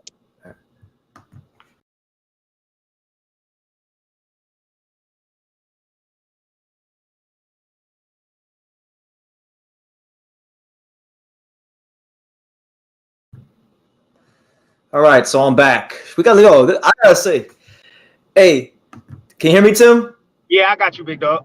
What I wanted to tell you, Tim, was I do a lot of these. This is probably one of the best. I have had fun. This don't even feel like an interview. I'm just having a great conversation with you. It's been like one of my best interviews recently. Yeah, pick my brain, man. Pick my brain. What's left of it, bro? Okay. I've been in a lot of wars, man. Been in a lot of wars. I've been through it all, bro. When they talk about boxing and what it means to be a fighter, I think about guys like you. Appreciate you, bro. Appreciate you, man. Seriously. Yeah, being undersized is not always a fun thing in the sport. Not having a lot of punching power is also another thing not fun in the sport, bro. You know what? I have one thing I've always wanted to ask you, because you mentioned not having the most punching power. Do you think that maybe you didn't punch the hardest because you spent a lot of your time in your career being like a vegan? Did the vegan diet ever affect punch power? No, it was technique. It was technique. That's the reason why. It was technique, bro. Yeah, for me, it was more about not learning the proper technique and how to, turn my shots over, how to position myself. And then a lot of times, guys, like, for instance, like Haney, for instance, we think about defense. Yeah. So we'll throw a shot and we're looking to get out immediately, get out of harm's way. So we'll rush things. We won't sit down on it. We won't turn it completely over. We'll just land that punch, pow, point fight, and that's it. That's it. But then we're looking for defense afterwards. So we're not fully committing with our shots. I see that with Haney. I see that with a lot of guys, various guys. But technique is a big thing. I don't think it had anything to do with me being a vegan. Okay. I was strong as hell. See, the thing is that when you're a vegan, bro, you go down in weight being a vegan. You don't go up in weight to be a vegan. Like, you don't, like, and that's the biggest problem with a lot of guys. Like, if you're going to go vegan, they think that they can go up in weight to be a vegan, bro. Like, that's a problem, bro. Like, Canelo went up in weight and he was a vegan. That was the stupidest thing he could possibly do. The dumbest thing you can do, bro, going up in weight. No, when you want to be a vegan, bro, you want to go down in weight. Be a vegan and become stronger going down in weight. It's so much easier to lose weight eating grass and vegetables than eating meat, man. And eating meat. I'm serious. Yeah. And I had a massive amount of energy when I was a vegan. a massive amount of energy, bro. Okay. Um, and I felt like I was able to outlast a lot of the guys in my fights because I was vegan. To be honest with you, because you Okay. think about it, you're putting high octane fuel in your system, bro. You're putting vitamins, you're putting minerals, you're putting all this good stuff into your system. Your body's gonna perform at a high level. Versus putting a lot of the fats that come along with the meats, and a lot of the antibiotics that come along with a lot of the meats. Because if you're not eating cleanly, if you're not eating that organic stuff, that's grass fed, you're putting crap into your body. Yeah, now that makes sense. I just wanted to know that because I remember like when you were fighting, you and like Brian Jennings were the only two vegans I knew of in boxing, and you guys are both cut up like a bag of dope, as far as like your Yeah. physique. But y'all don't really have a lot of power, so it was always confusing to me.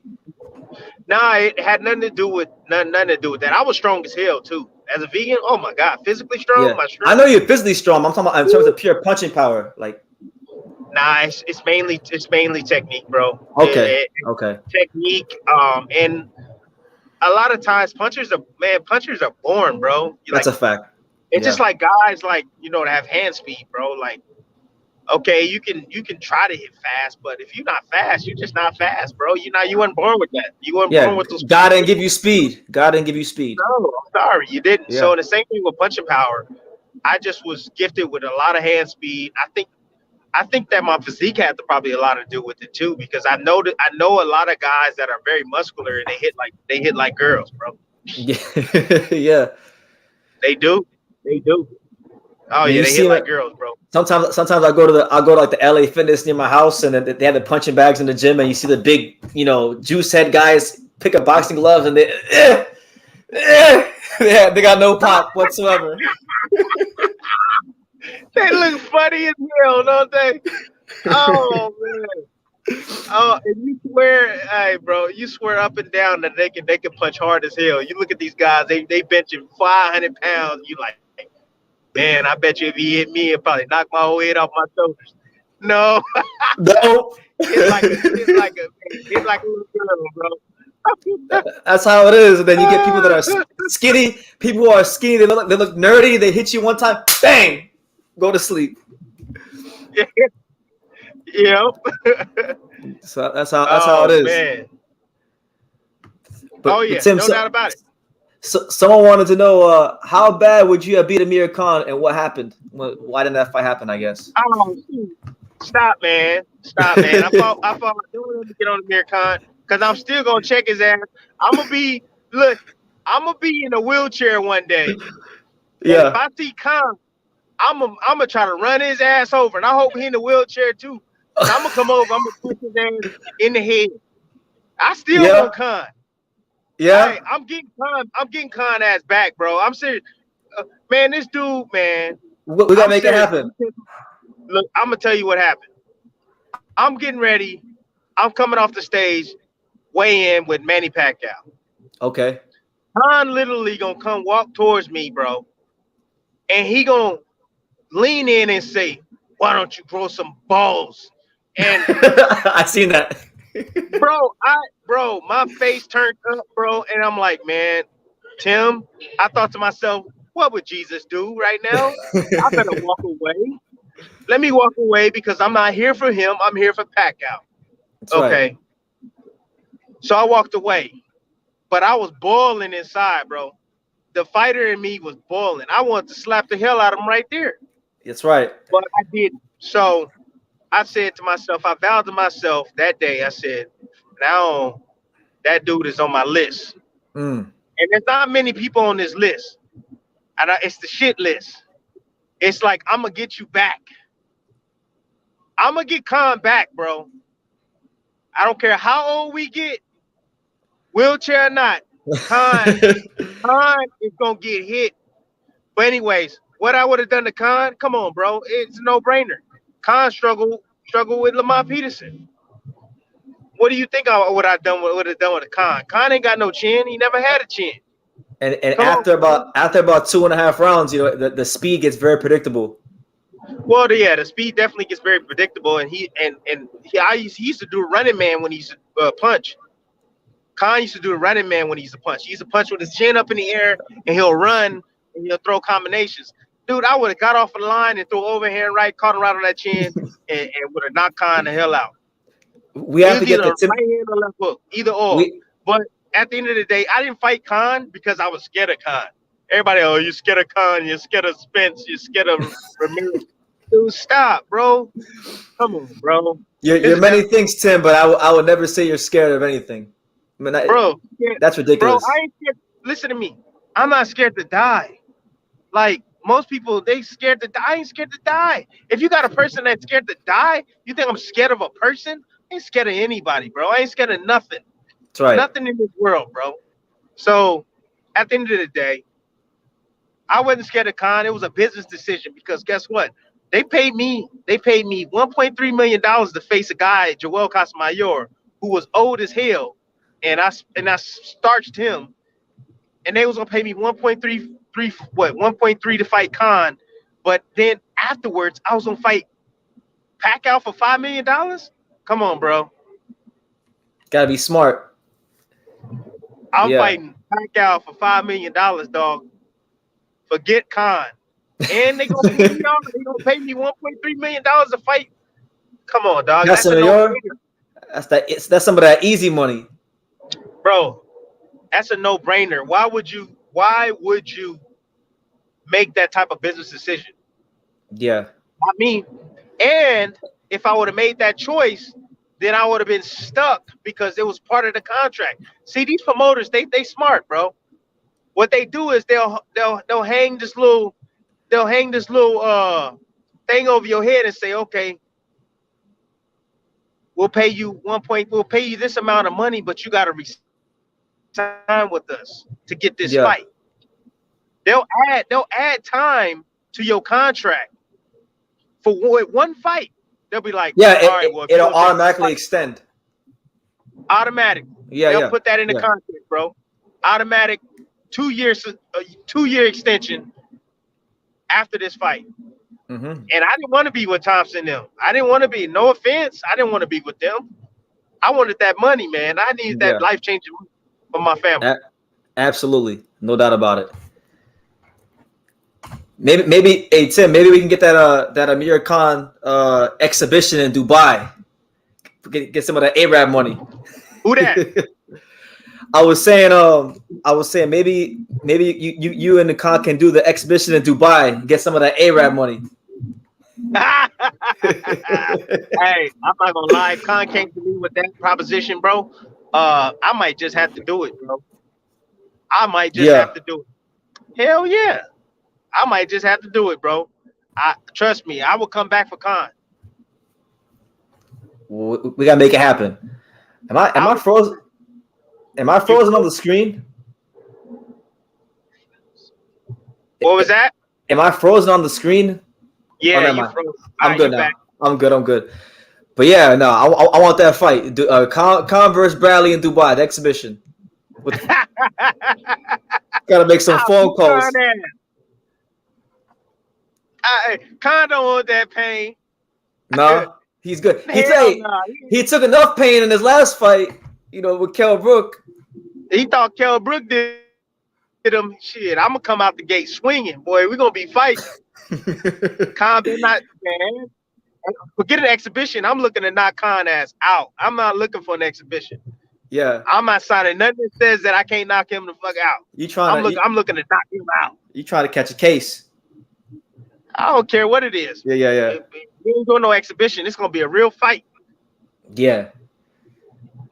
Hey Tim, I know with your amateur career, you fought a lot of interesting names. I was looking through it. You fought like Darren Barker and Andre Berto and Angulo and Vaughn Alexander, Vaughn's Martirosyan. What do you remember about those fights? Do any of those fights stand out to you?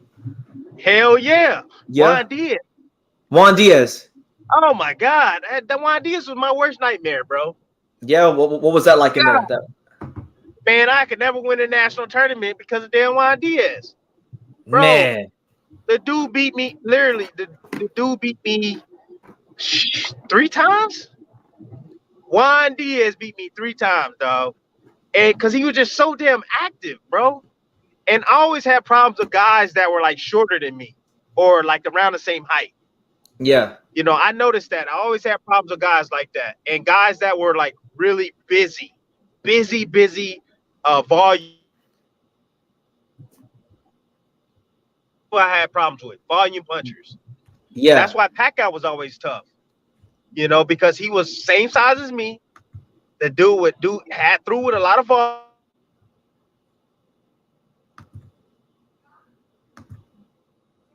What happened with Tim? What happened with Tim? Tim, you're going in and out. Yeah, Hello? because I'm going over the bridge right now. Hold on. Okay, okay. Yeah, I'm driving, man. I'm trying to get my daughter something to eat. Yeah, You hungry, baby?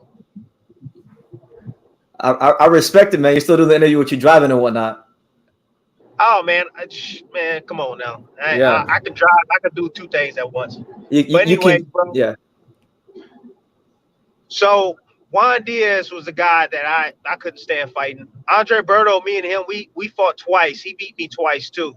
Another guy that had punched with a lot of volume, had speed, foot speed as well. I would have loved to face him in the pros though. Berto was a good friend of mine back in the days, bro. Really good friend. We was close, but he beat me as well. See who else? Juan McPherson was a bad dude, bro. Juan Juan McPherson. McPherson. Bro, did that dude right there could have been one of the best fighters on planet Earth, bro. Honestly, Did Juan he was a McPherson ever go southpaw. pro? I think he did, but he had a lot of outside issues, bro. But he had size. He was a southpaw. He was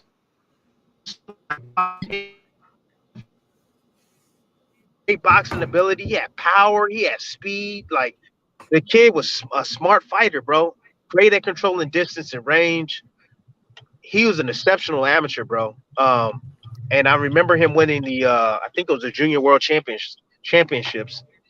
You know, he beat the Cuban and everything, dude. The kid was no joke. But just a lot of outside issues, and I don't think he turned pro. Maybe he did. I don't know, but that guy right there was a sensational guy that should have been. You know, we should be still talking about that guy right now because he was that Dang. damn good. I'm serious. Juan McPherson, bro. He There's was a so many bad. there's so many fighters like in the amateurs that never go pro, or if they do go pro, they don't quite do what they did in the amateurs. It's like, Yeah, Anthony Thompson, another guy. yeah. He didn't do that great in the pros, but Anthony Thompson, I fought him too as an amateur. He beat me. It was my first. It was my first senior tournament. It was my. I had just came from the JOs, and we were at the PAL Nationals. It was in New Orleans, and you kind of know who you're gonna be in. You know, I kind of know who you're gonna fight. You know, Yeah, like you yeah. start looking at the competition, and you're like, okay, all right, I could beat. I could beat that guy. Anthony was in a different bracket. You know, thank God we were both in a different bracket, but he kind of knew I was gonna make it because of just my style and what I brought to the table. So we got to the finals, bro, and you know he's a lot older than I was. I was like 16 years old. This dude was 20 something years old already. And the first round, bro, he just dug to my body, bro. And this is my first time me experiencing this effect of body shots. And it's funny because I talk about body shots a lot in my commentary, Yeah, yeah, you do. how important they are. But this was the lesson that was learned from me with body shots. So I come out fast and he's just digging to my body. I'm beating him on points. And the second round, he just focused again, just digging me down to my body. By the third round, dude, I was gassed. My power was gone. My just felt like he zapped all of my energy. Yeah. You ready to go to sleep. You ready to go take a shower. Listen to me, dude. He poured it on. He poured it on me in the third round and fourth round, bro, and gave me an 8 count. He ended up winning the fight, and from that day on, I was like, body shots. Oh my god, That's the key, bro. Body shots. I was like, I've never felt that before, ever. and that's why I learned. That's when I learned my. I learned how important it is to go down to the body. Yeah. Jesus says Juan McPherson was 7-0 with 4 knockouts as a pro. Why McPherson? Yeah, Juan McPherson was 7-0 with 4 knockouts as a pro, Oh supposedly. man, Yeah. that boy was bad, man. I'm telling you, that boy was something. Ooh, Yeah. man, I still got nightmares about that dude, man. I remember the last time I fought him, man. He hit me inside my head so hard, bro. I had ringing in my head for fucking 2 days after he hit me into my damn ear. Two Yeah. days I had ringing in my ear, bro. That was a bad boy, man. But 7-0, 4 knockouts.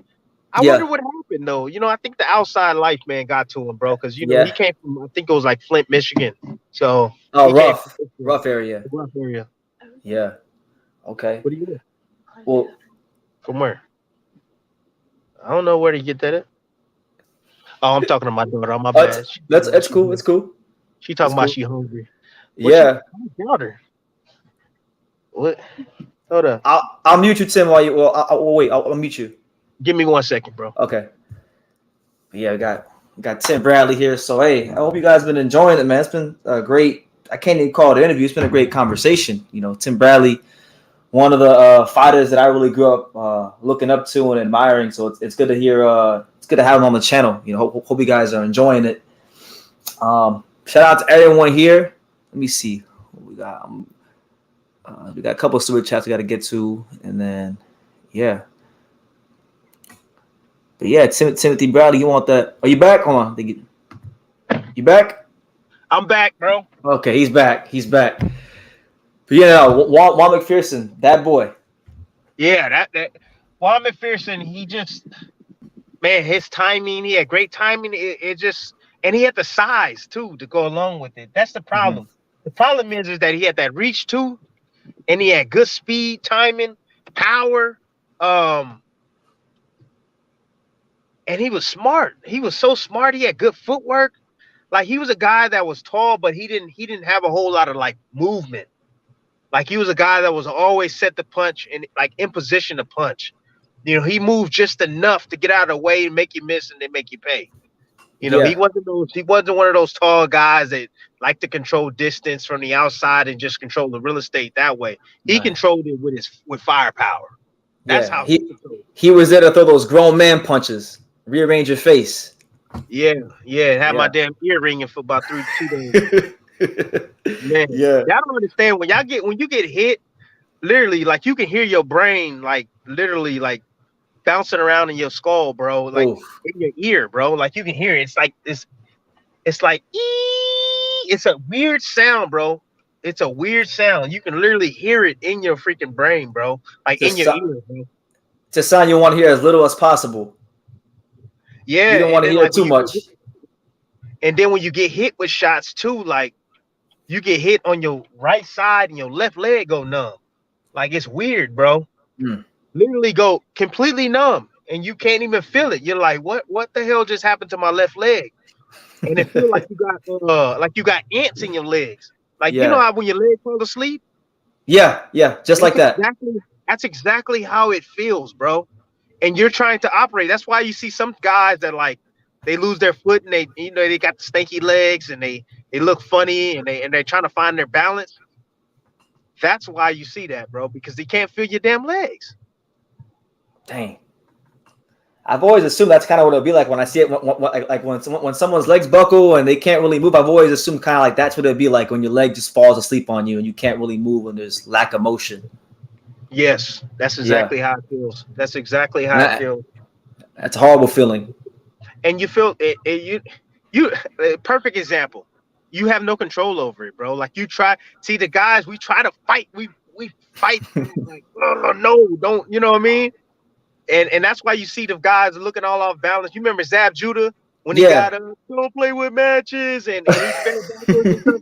He was trying to fight it, bro. Kasazu. He was trying to fight it. Yeah. See, and it's almost like like when you drive. Have you ever drove a stick shift? Yeah. When you first start learning how to drive that stick shift and you put it in that first gear, bro, and then you dump the clutch and then the car starts jerking back and forth and you have no control but go along for the ride. Yeah. That's exactly how I feel, dog. You like, what the hell just happened? You have no control over the situation. You just along for the ride, and that junk just herky jerking back and forth, and you embarrassed as hell as it going on too. So that's how you feel when you're in that ring and you get hit with a shot, bro, and your legs start, going out on you, and you start doing the stanky legs, and you trying to get control of it. Yeah. Hey Tim, I wanted to pick your brain because I know Zuro Ramirez. He used to be with Top Rank back in the day, couple years ago. Now Zuro's with Golden Boy, and they just ordered him to fight Bivol. What do you think about that matchup? Gilberto Ramirez versus Dimitri Bivol. Really good matchup because Zerno Ramirez, he's a bit bigger, a little bit bigger. Um, he knows how to fight and control range, but he also likes to fight. He Yeah. can do both. Um, he works the body well, but the thing is, the difference in the fight is going to be the defense. You have a guy that's more responsible with his defense, and that's Bivol defensively. I think he's great at positioning too, getting in his position and getting out of range as well. And I think that's going to be the biggest problem for Zerto because I think I think he's a good fighter. I really do. I think he's a good fighter for the weight class, a guy that's overlooked a whole hell of a lot because we haven't seen much of Yes. him lately. But this guy has championship pedigree. He has an extreme amount of toughness, that you can't teach.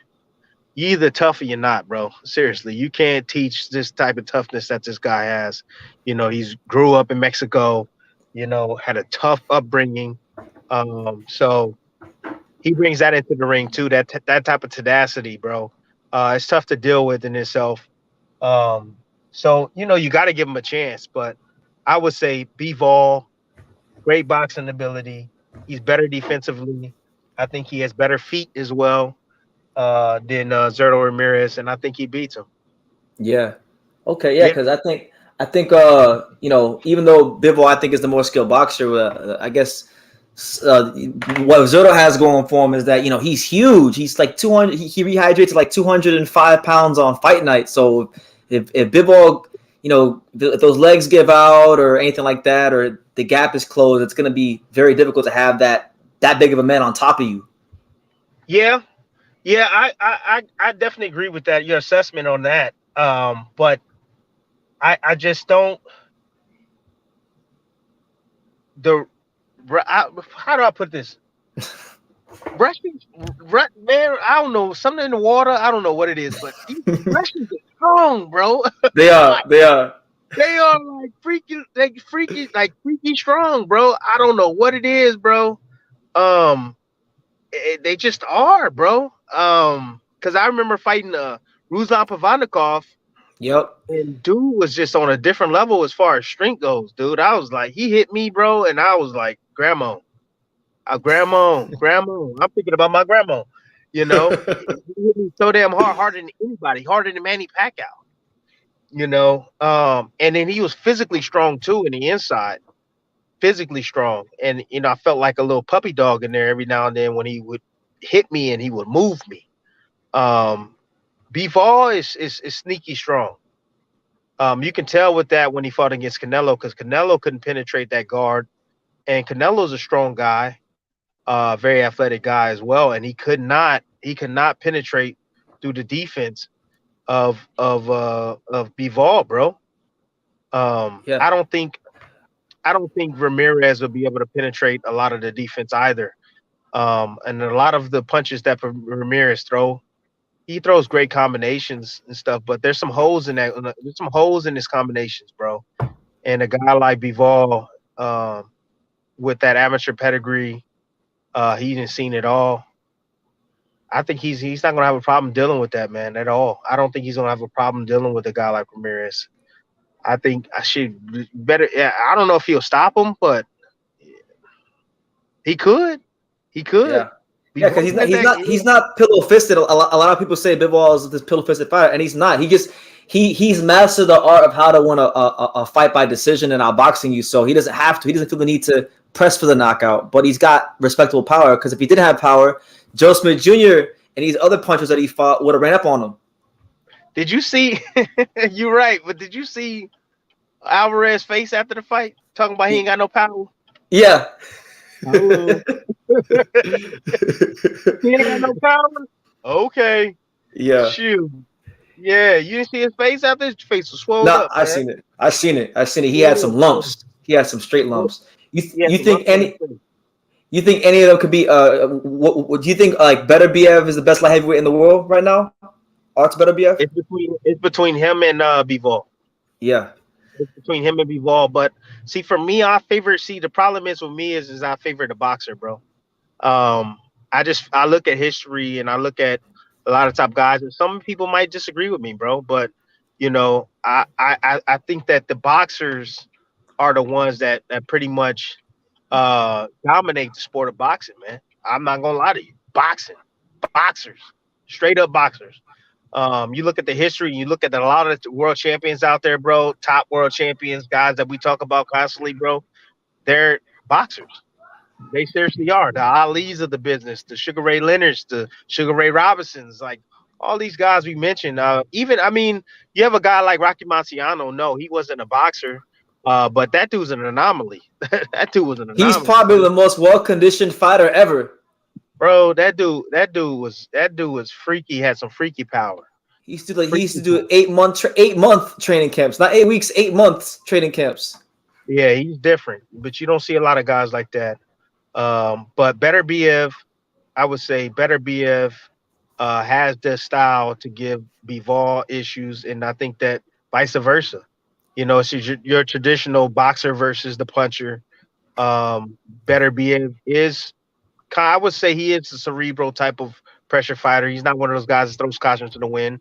He Mhm. understands how to break guys down. He has this method of breaking the guys down and his techniques.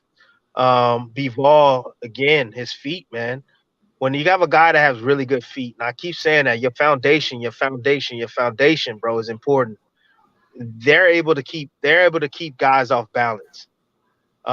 Even guys like pressure guys, they're able to keep these guys off balance by using their legs and in and out, and changing the range, being Yeah. very deceptive with their attacks.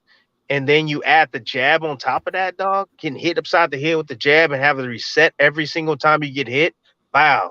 Ah, damn. I was gonna do this. Nope. Pow. Get hit with the jab. Now you step in again. Now the jab doesn't come, but then you shoot and then you fall short with your offense because the guy steps back out Yeah. of range, you know, and then you try to attack or try to make up for that loss of space, and then you throw it at your hands going, that dude counters you. Bing, bing, bing. Get out of here. Then he walks away from you and do it all over again. Wash, rinse, and repeat. That's tough to deal with, dog. So It if is. if if they fight, I'm going to be Vol. I could be wrong Yeah, because yeah. Better Diaz has that one punch knockout type of power, but I'm a favorite boxer. Better BF can box too, though. He But he, he can I know he's not look, like. look, look, look, look.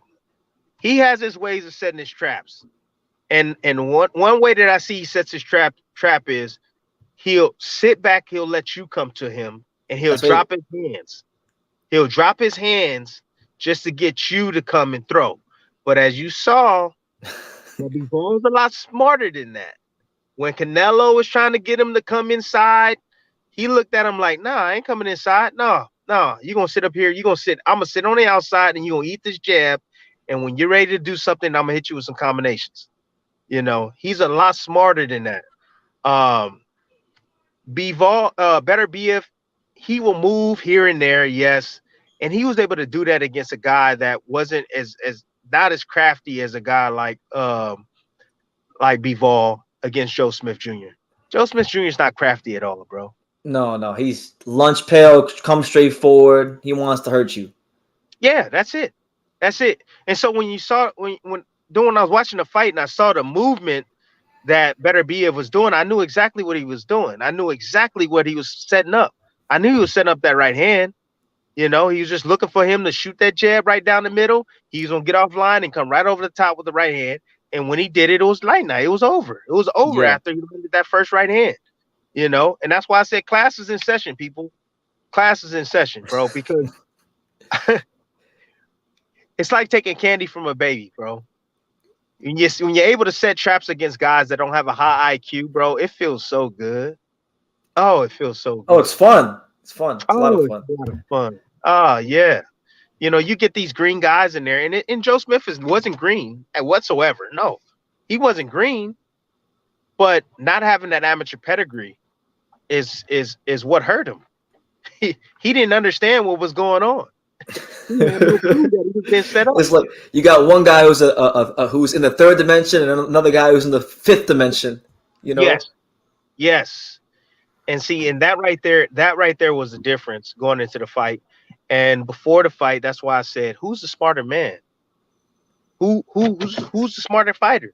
I understand that both guys got power, and I understand that everybody's having a hard time picking, but ultimately, at the end of the day, a lot of times when you're unsure, it's like, who is the smarter fighter? That's why I say Crawford is the smarter fighter. Crawford can do more, in my opinion. That's Yeah. why I'm favoring him against Spence. He can do more. He's the smarter fighter. He can make adjustments, a lot more than Spence. That's why I'm picking him. And Spence can very well win the fight too. You know, the same way I told you that I used to win these fights. High volume, beating the guy physically, high volume in their face, out conditioning them, stand on top of them. You can beat guys like that. All day. All day. Well, Tim, I don't want to hold you up much longer, man. It's been I basically spent my afternoon with you today, man. Oh, that's It's been all good, almost, man. okay, okay. It's all good, man. I appreciate you. I appreciate the love, man. Keep doing what you're doing, man. Keep spreading the word. Keep teaching the boxing fans, man. It's Thank very you. important. Just like Mayweather's uncles would say, a lot of people don't know shit about boxing. You do. You've done Thank it. you. You know what's going on, bro. Keep spreading the boxing love out there, man. All right. We'll definitely do that, Tim. Thank you, man. It was. I'm glad we finally got to do this. Hopefully, we'll do it again soon. Yeah, no doubt. All day. Yeah. All right, buddy. All Holla. right. All right. Peace. All right. So there you have it. The man himself, Timothy Bradley. Great. Listen, I don't really get excited to interview fighters. I'm gonna tell you guys this right now. I don't really get excited to interview fighters. That to me, I actually just checked something off my bucket list there. Interviewing Tim Bradley because he was a fighter that when I once had aspirations to box, which that was some time ago. He was a guy that I looked up to, and he's a big supporter of the channel. I didn't even know he watched the channel until like last year when he knew who I was. Like he knew who I was last year before we ever met or anything like that. And he's been wanting to do this for a long time. So I'm glad we got a chance to do it. I got his personal information now as far as like how to contact him and whatnot. So we'll definitely have him on a lot more as time goes on. But I hope you guys enjoyed the interview.